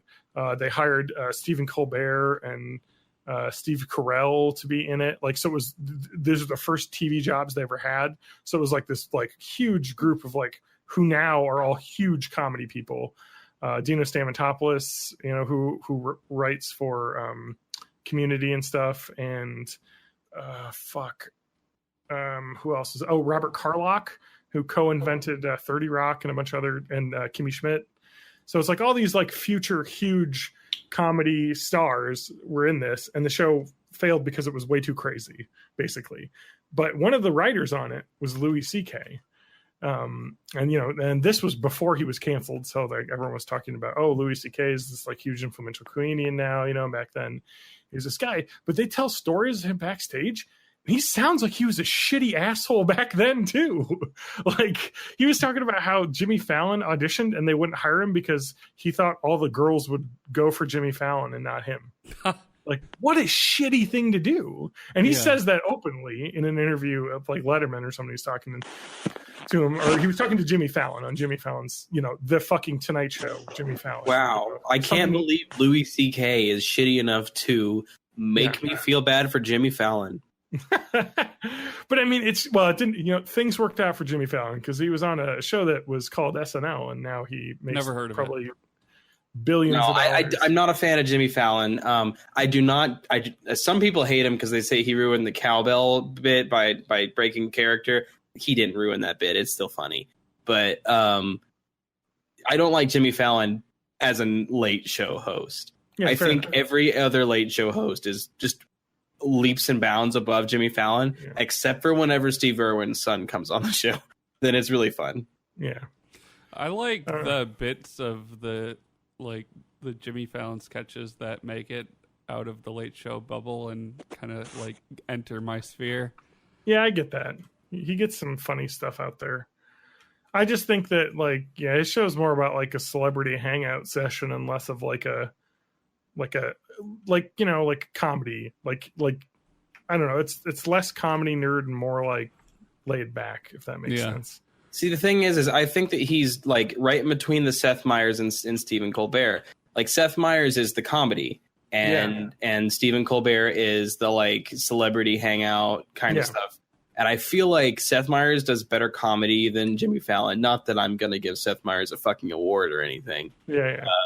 But so if you're gonna be the lesser, like the only way you win this is if you're on a different time slot than both of them, right? Mm-hmm. Like he's on at the same time as Colbert. It's the same problem with Jimmy Kimmel, right? Like Jimmy Kimmel's pretty funny, but he's not like funnier than, it's like, I don't know. It's like, I never watch Kimmel live. Like who the fuck watches Jimmy Kimmel live? Yeah. I gotta go open the door for my wife. A garage door. So I'll be back in. Which is funny he says that, because right after he went offline, the Deathless chat just said, "Be right back, wifey aggro." Oh shit, wife aggro. Wife aggro. Wife aggro. Stop the podcast. Yeah, I guess my perception of cancel culture may not be totally complete, because like I see it as like what all of the most shitty people of Twitter that made me quit Twitter are. Mm-hmm. Yeah, I mean, so like I have done a really good job, I think, of taking myself and removing myself from like the modern culture of like, I don't have Instagram, I don't have Snapchat, I don't have Twitter, I have Facebook, I don't have any type of thing that could like get me, because what I would do is I when I had these things, my anger management issues would just fucking like see something and I like the algorithm is like, oh, he gets riled up, so we're going to give him more of this. And it was like negatively impacting my mental health. Yeah. So I was like, fuck this. I'm quitting because it is bad for me. Like I feel bad all the time. Yeah. Facebook would like send me into panic attacks.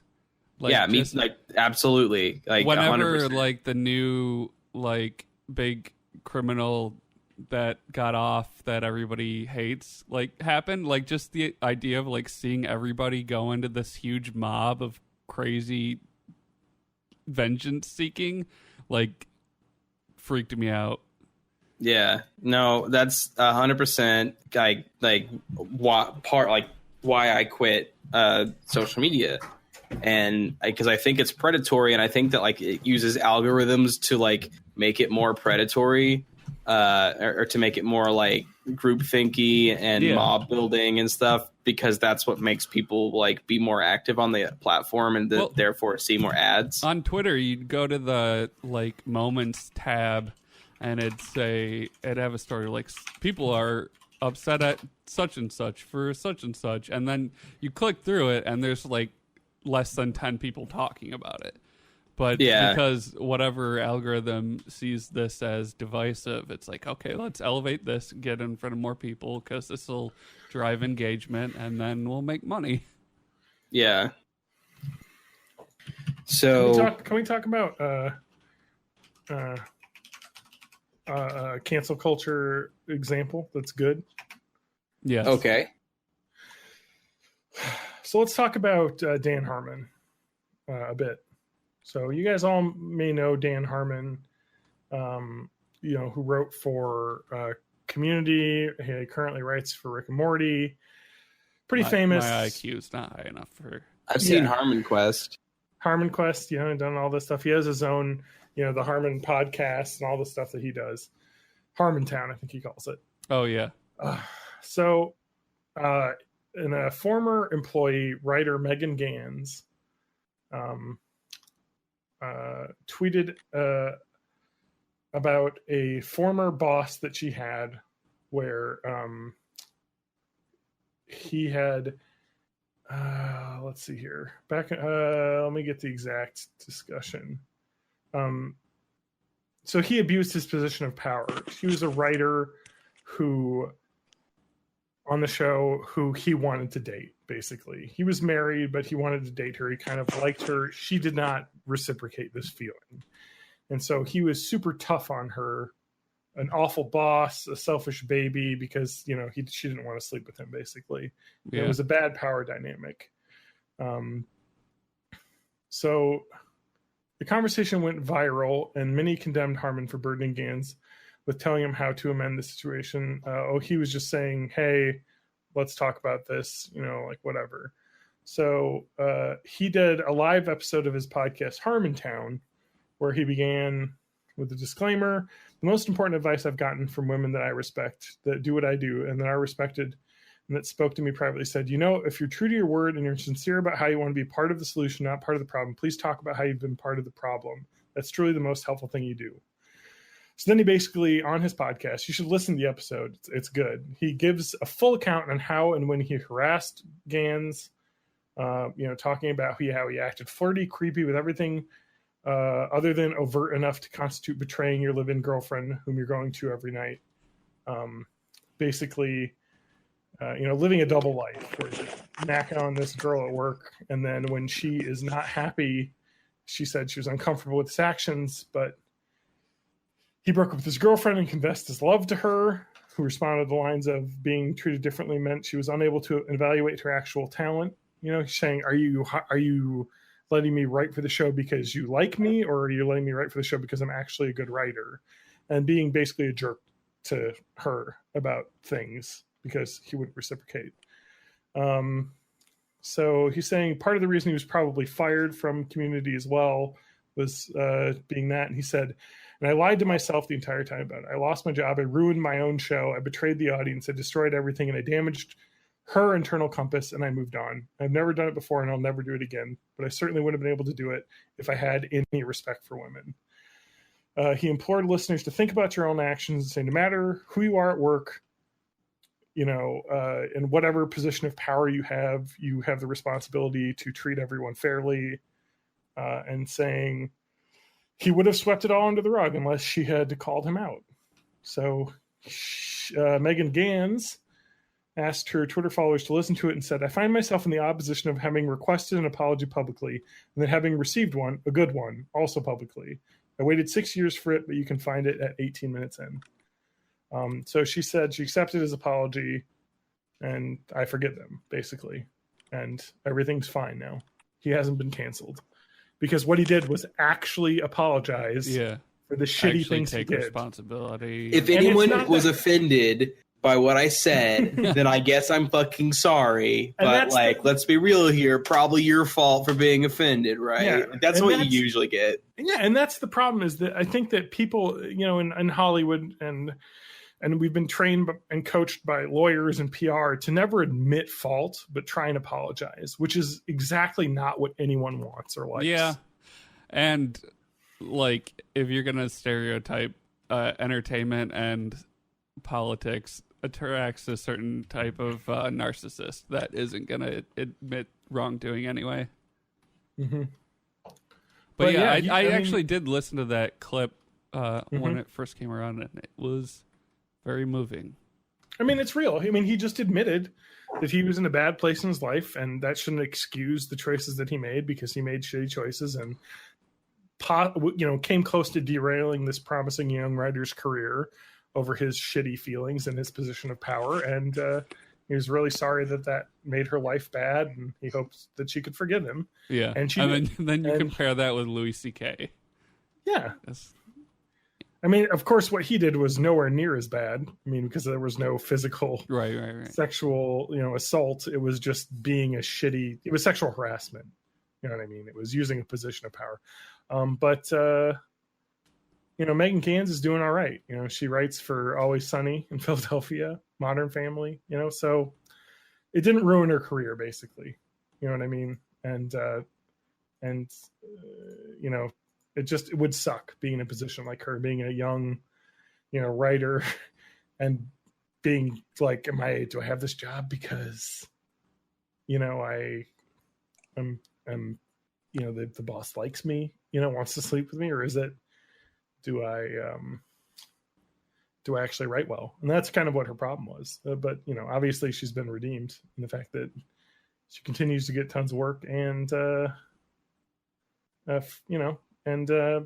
Harmon did the thing that you need to do when you do stuff like that, is apologize.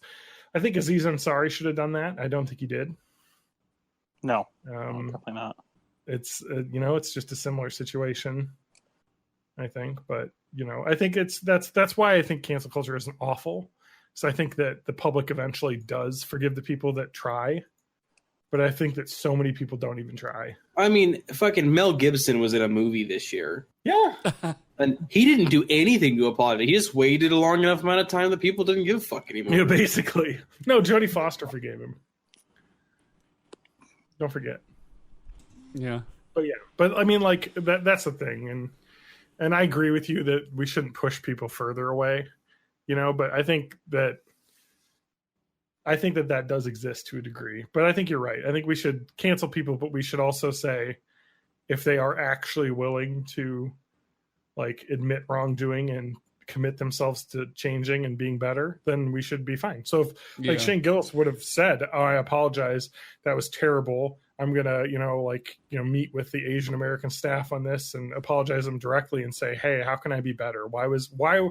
Tell me, fucking stone me for a minute. You know what I mean? Throw your shit at me. I deserve it." So, I didn't read too much about this. Was this stuff he said very recently, or was this 20 years ago? Last year, really? It was a podcast.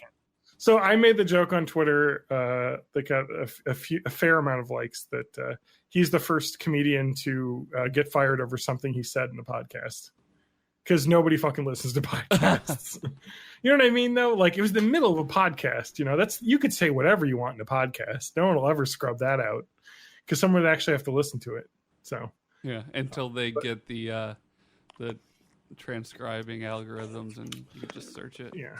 No, I don't even remember what he said. He just, I made some terrible racist noises earlier in the podcast. I saw a transcript where he used the Asian racial slur and yeah.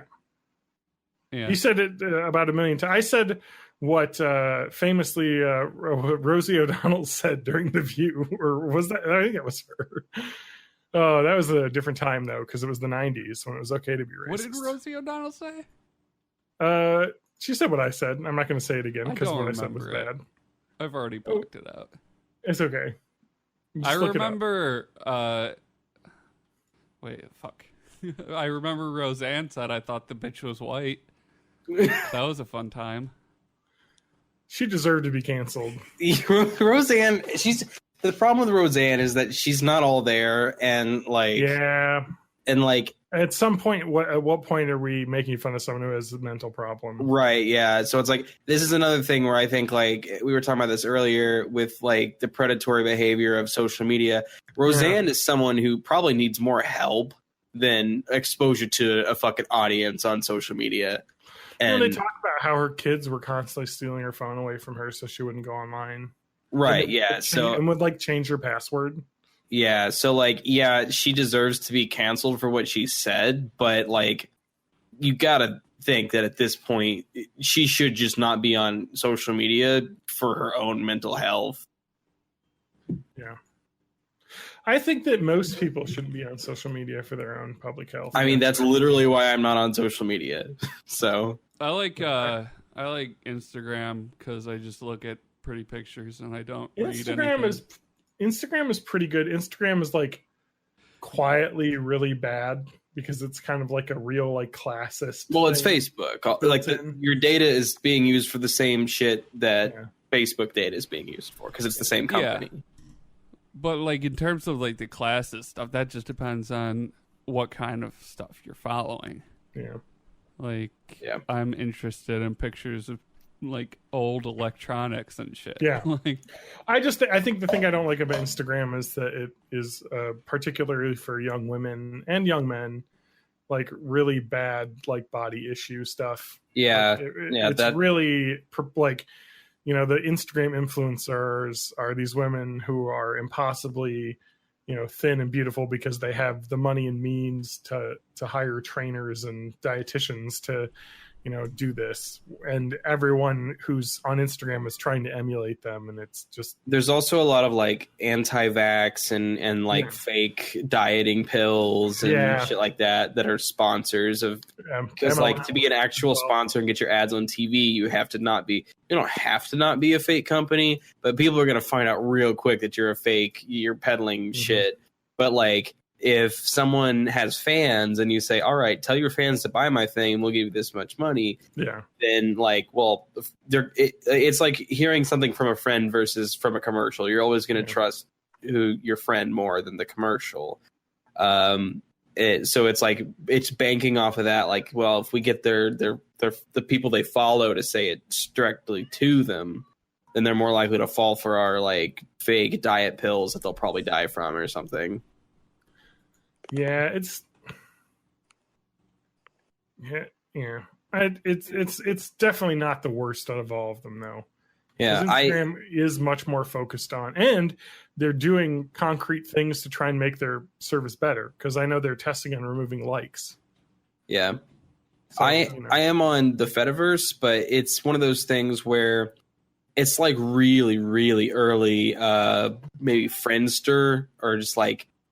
In terms of like everything's chronological, there are no ads, and if you can search for people to follow and follow strangers if you want to, but you can also just kind of follow the people who you personally know, and it just becomes a way to just see what your personal friends are saying. Mm-hmm. Actually, you know what it reminds me of is MySpace back in the day had like the broadcast where you could just it was basically like a tweet. You had a short status that you could say. Yeah. And it would send it to all your like people who you friended, and that's it. Yeah. And it's kind of like that, but in its own service. So I have that still. That's the one thing I have. Although I've thought about deleting it just because of lack of use, mostly more than anything else. I will say so. I think that our group consensus summary of cancel culture is the only people that deserve to be canceled are those who are unwilling to change. Right, yeah. That's it, really. Yeah. And I think that's a lot of people. And of course, I think the egregiousness of what gets them canceled in the first place matters. I think it sorts itself out pretty well. Like Nick Robinson, for example. I feel so bad about him. Well, the thing is, I don't know that he's made like a lot of effort to change. You're right. So I think he kind of settled in a situation where I got canceled mostly because of the timing, but he also hasn't really done anything about it. And also, if he were to reach out to the appropriate organizations and apologize to people directly, right? It might be one of those situations where he thinks like, what I'm going to do is I'm going to do the Mel Gibson track where I just wait the allotted amount of time where people forget. And since mine was not like scream the N-word drunkenly at someone and then beat the shit out of Oksana Gregorieva, all the shit that Mel Gibson did. Yeah. He doesn't have to wait 15 years to be uncanceled like Mel Gibson did. Well, I think what Nick Robinson did was he used his position in a company to be creepy, and that is what gets you fired from a company. Yeah. Should that get you canceled from culture? Probably not. It was more of a misuse of like company, power, and not like a actual sexual misconduct. It was just more like, this is fucking creepy. Yeah, so like you shouldn't work for this company anymore. Right. So there are examples of people like on the whole spectrum of cancel culture, from everywhere from like you should be canceled and you are, you should be canceled and you're not. You should be redeemable. You should already be redeemed. Like there's people who exist in all way of it, but like there are very few people I think that should be just perma-canceled and not uncancelable, like not redeemable. Yeah, like you should be able to say you're sorry and admit that you fucked up, and you should be able to be brought back. Like Ben Shapiro, just not redeemable. Well, he's digging himself deeper and deeper into it. Yeah, like once you've doubled down so many times, like there are people that like JonTron show. I wish he could redeem himself. Yeah, I've never watched any of his stuff, so I only know him because of one of my friends watched his content. Yeah. Yeah, that guy, just like how many times he's doubled down, I'm like, man, I really don't know if he can do that. It would take a lot of apology and just admitting and like adamantly going against all the fucking racist shit that he said was really cool. Before I would even entertain that idea. But again, I never watch his content anyway, so I don't really give a fuck if he's uncanceled. But I know that there's people who did, like my friend, like his content, and now they're just like really guilty anytime they stopped watching his stuff. Mm-hmm. Yeah, you know, when you defend Steve King, it's a pretty strong take. Man, he wrote some good books. That's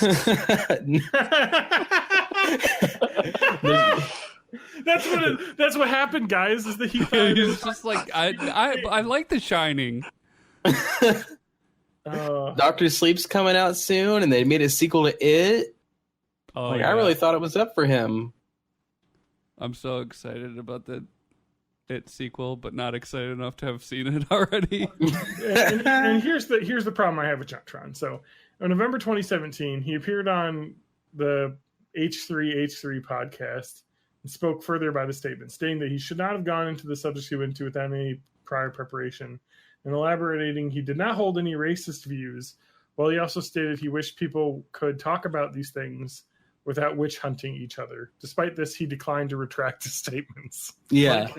Like I'm sorry, you can't say you don't hold racist views when you're literally spouting a white supremacist supported politician's views.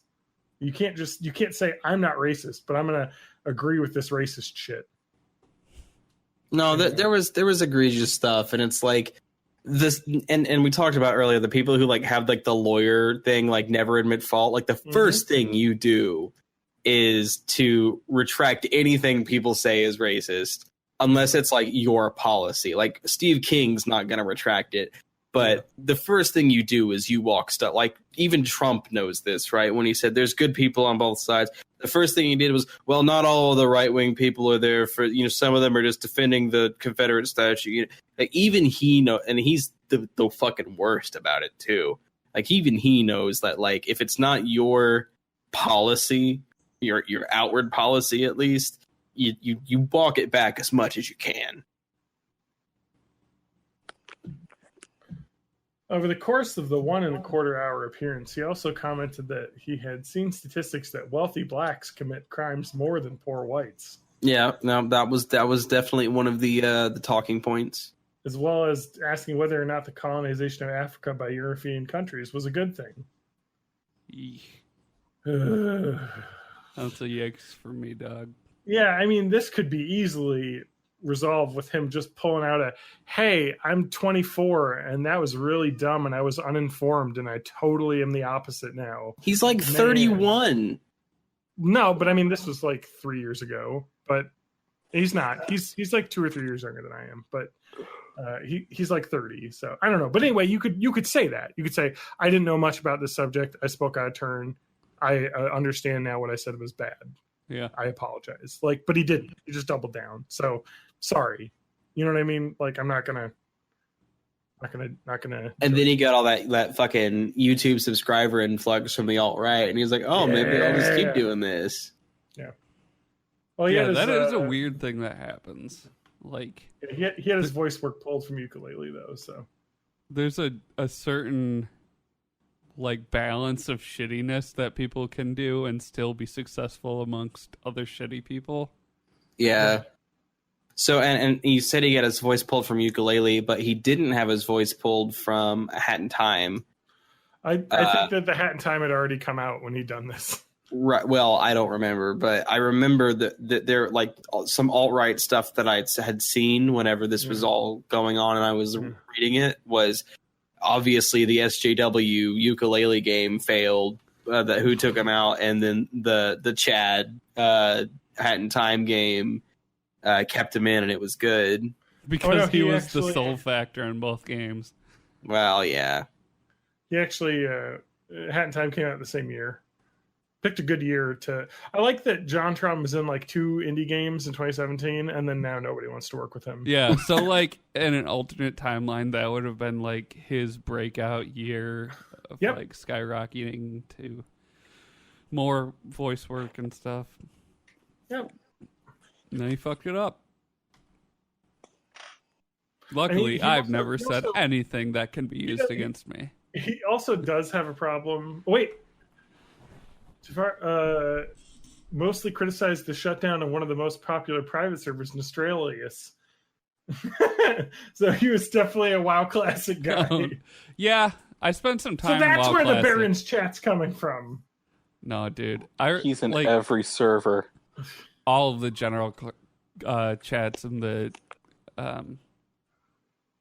pirate servers were. I'm just just really terrible. just disappointed that it's like, because I really liked his content and I loved the stuff with him on Game Grumps. You know, I think he's a really dynamic personality, but Dan Avidan from Ninja Sex Party took his place in Game Grumps, and I at first hated that because I like JonTron, but it turns out they made the right call. Yeah. And now I think the show is better than when John was on it. So I don't watch Game Grumps because I don't watch any YouTube. That's reason numero uno and largest reason by far. Well, if you want a very inclusive and fun and non-terrible YouTube gaming channel, Game Grumps is where it's at. Well, you say that, but then, man, there was I stumbled upon this whenever I was reading about JonTron being shitty, but there was like an entire like large subreddit who were like Game Grumps fan dedicated to like why they wouldn't acknowledge him as part of the show at one point. Like, and they said some really misogynistic shit about our Ego Raptor's wife. Just like huge rabbit holes of some awful shit. They were playing through Super Mario something where it had like the Wii, you could write messages on it, and like they would spam the worlds that they would like mathematically calculate where they probably were, so at the end of the world they could like make a message, and they like kept writing like acknowledge JonTron and shit like that. But like just a real shitty fan base as far as I could tell. Wait, what's a shitty fan base? Whatever that was, I don't remember the name. That's not fans of Game Grumps, though. That's fans. No, it of was. JonTron. It absolutely. Well, I mean, no. That's mutual. He's been gone off the show for so long. It's been almost 5 years, since he's left. So I mean, that's. I also had a coworker at my last job, whom I shared a desk with, who would quote the Game Grumps all the time. So, and like, I never watched the show, but like, I got tired of the shit that's quoted immediately. So I've not even seen a lot of it. That's fair enough. I'm already tired of a lot of that. Like the amount of times I heard the word spoofy for Spotify, it just drove me fucking insane. I mean, it's definitely like a meme thing, but I will say that, actually, when did he leave Game Grumps? Was it? I don't know. It was a while ago. Like it's definitely way more of the new show than it was the old show. So, I mean, I've definitely watched some of their stuff. Like people will have sent me like, "This is a good episode of this. It's funny. You should watch it." And I've watched some of the like best of compilations.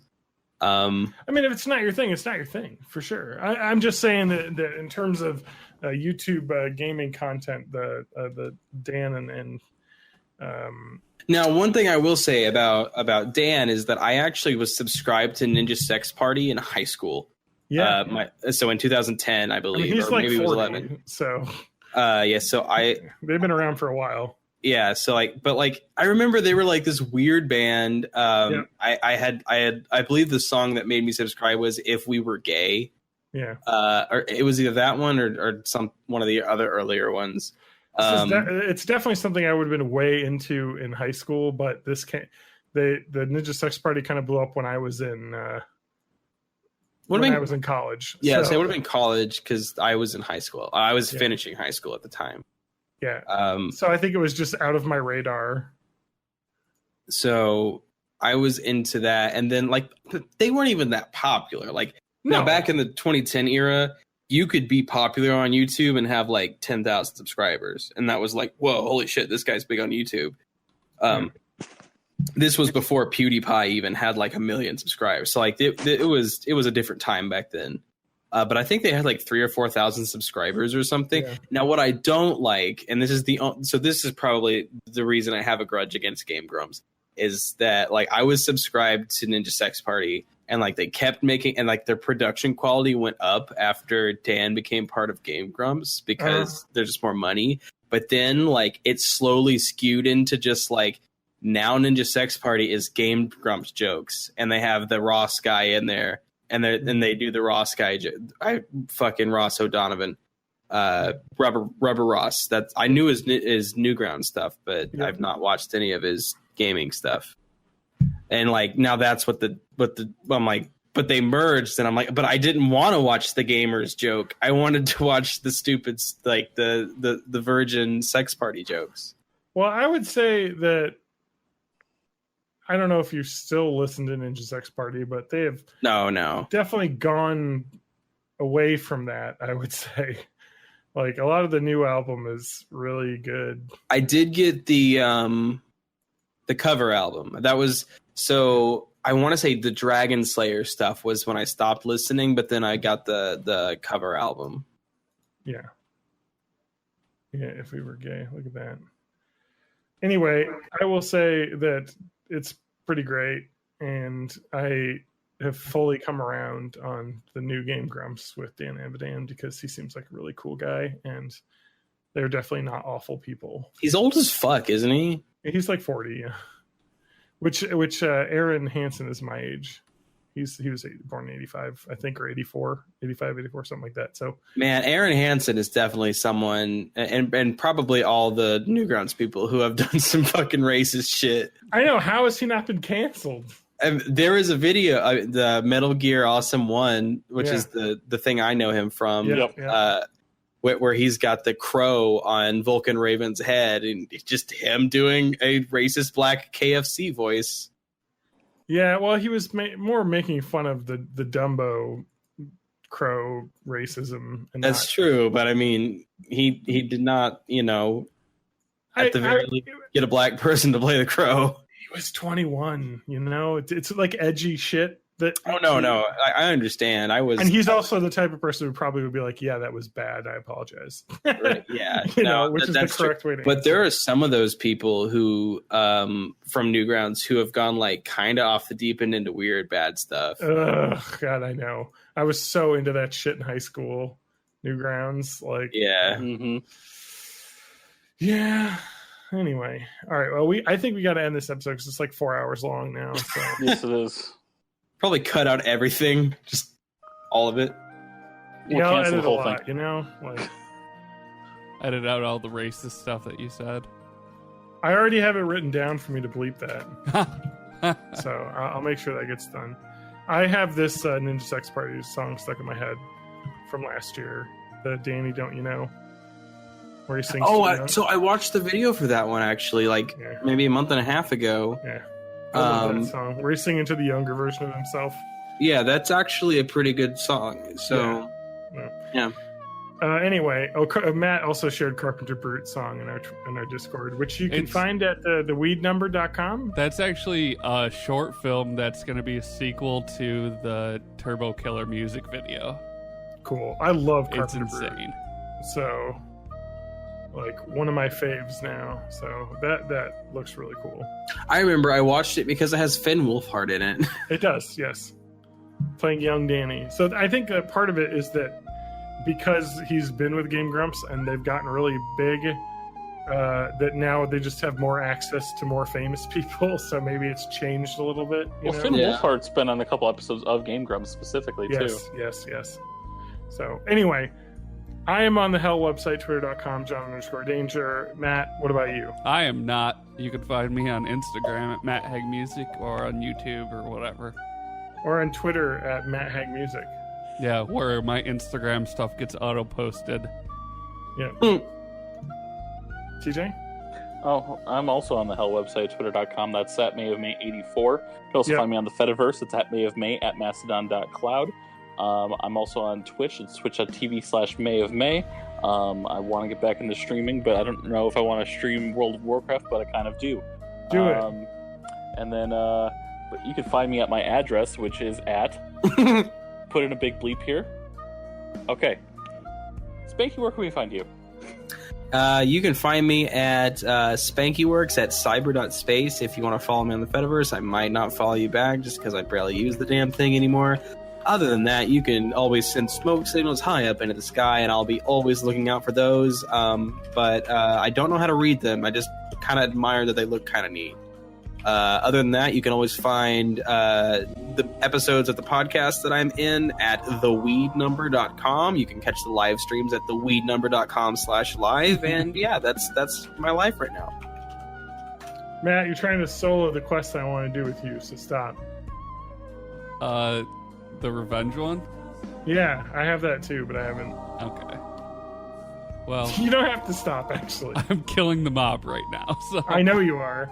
I just saw you bring up the quest text in your fucking thing, and I was like, oh shit, I have that quest to do too. And I you just need to go. randomly stumbled upon this. It's not my fault. Well, Matt, it looks like you may have trouble soloing it. No. It'll Oh be yeah, I fine. forgot you're a fucking I'm a shadow class that priest, can bitch. self-heal, so you can solo elites, Yeah, whereas hey. I'm someone who can't heal, so... In a couple of seconds, you're gonna watch this little trick I can do. And I'm just gonna sit here and just kind of chill out for a little while. And, taking the I hope he scenery. runs into another mob. No, there's nothing else out there that'll aggro it. Matt's on Twitch as well, which is Yeah, where this is all happening. twitch.com/mag Bye-bye, music, everyone. which doesn't have any music on it. Goodbye. Man, I wish I could solo fucking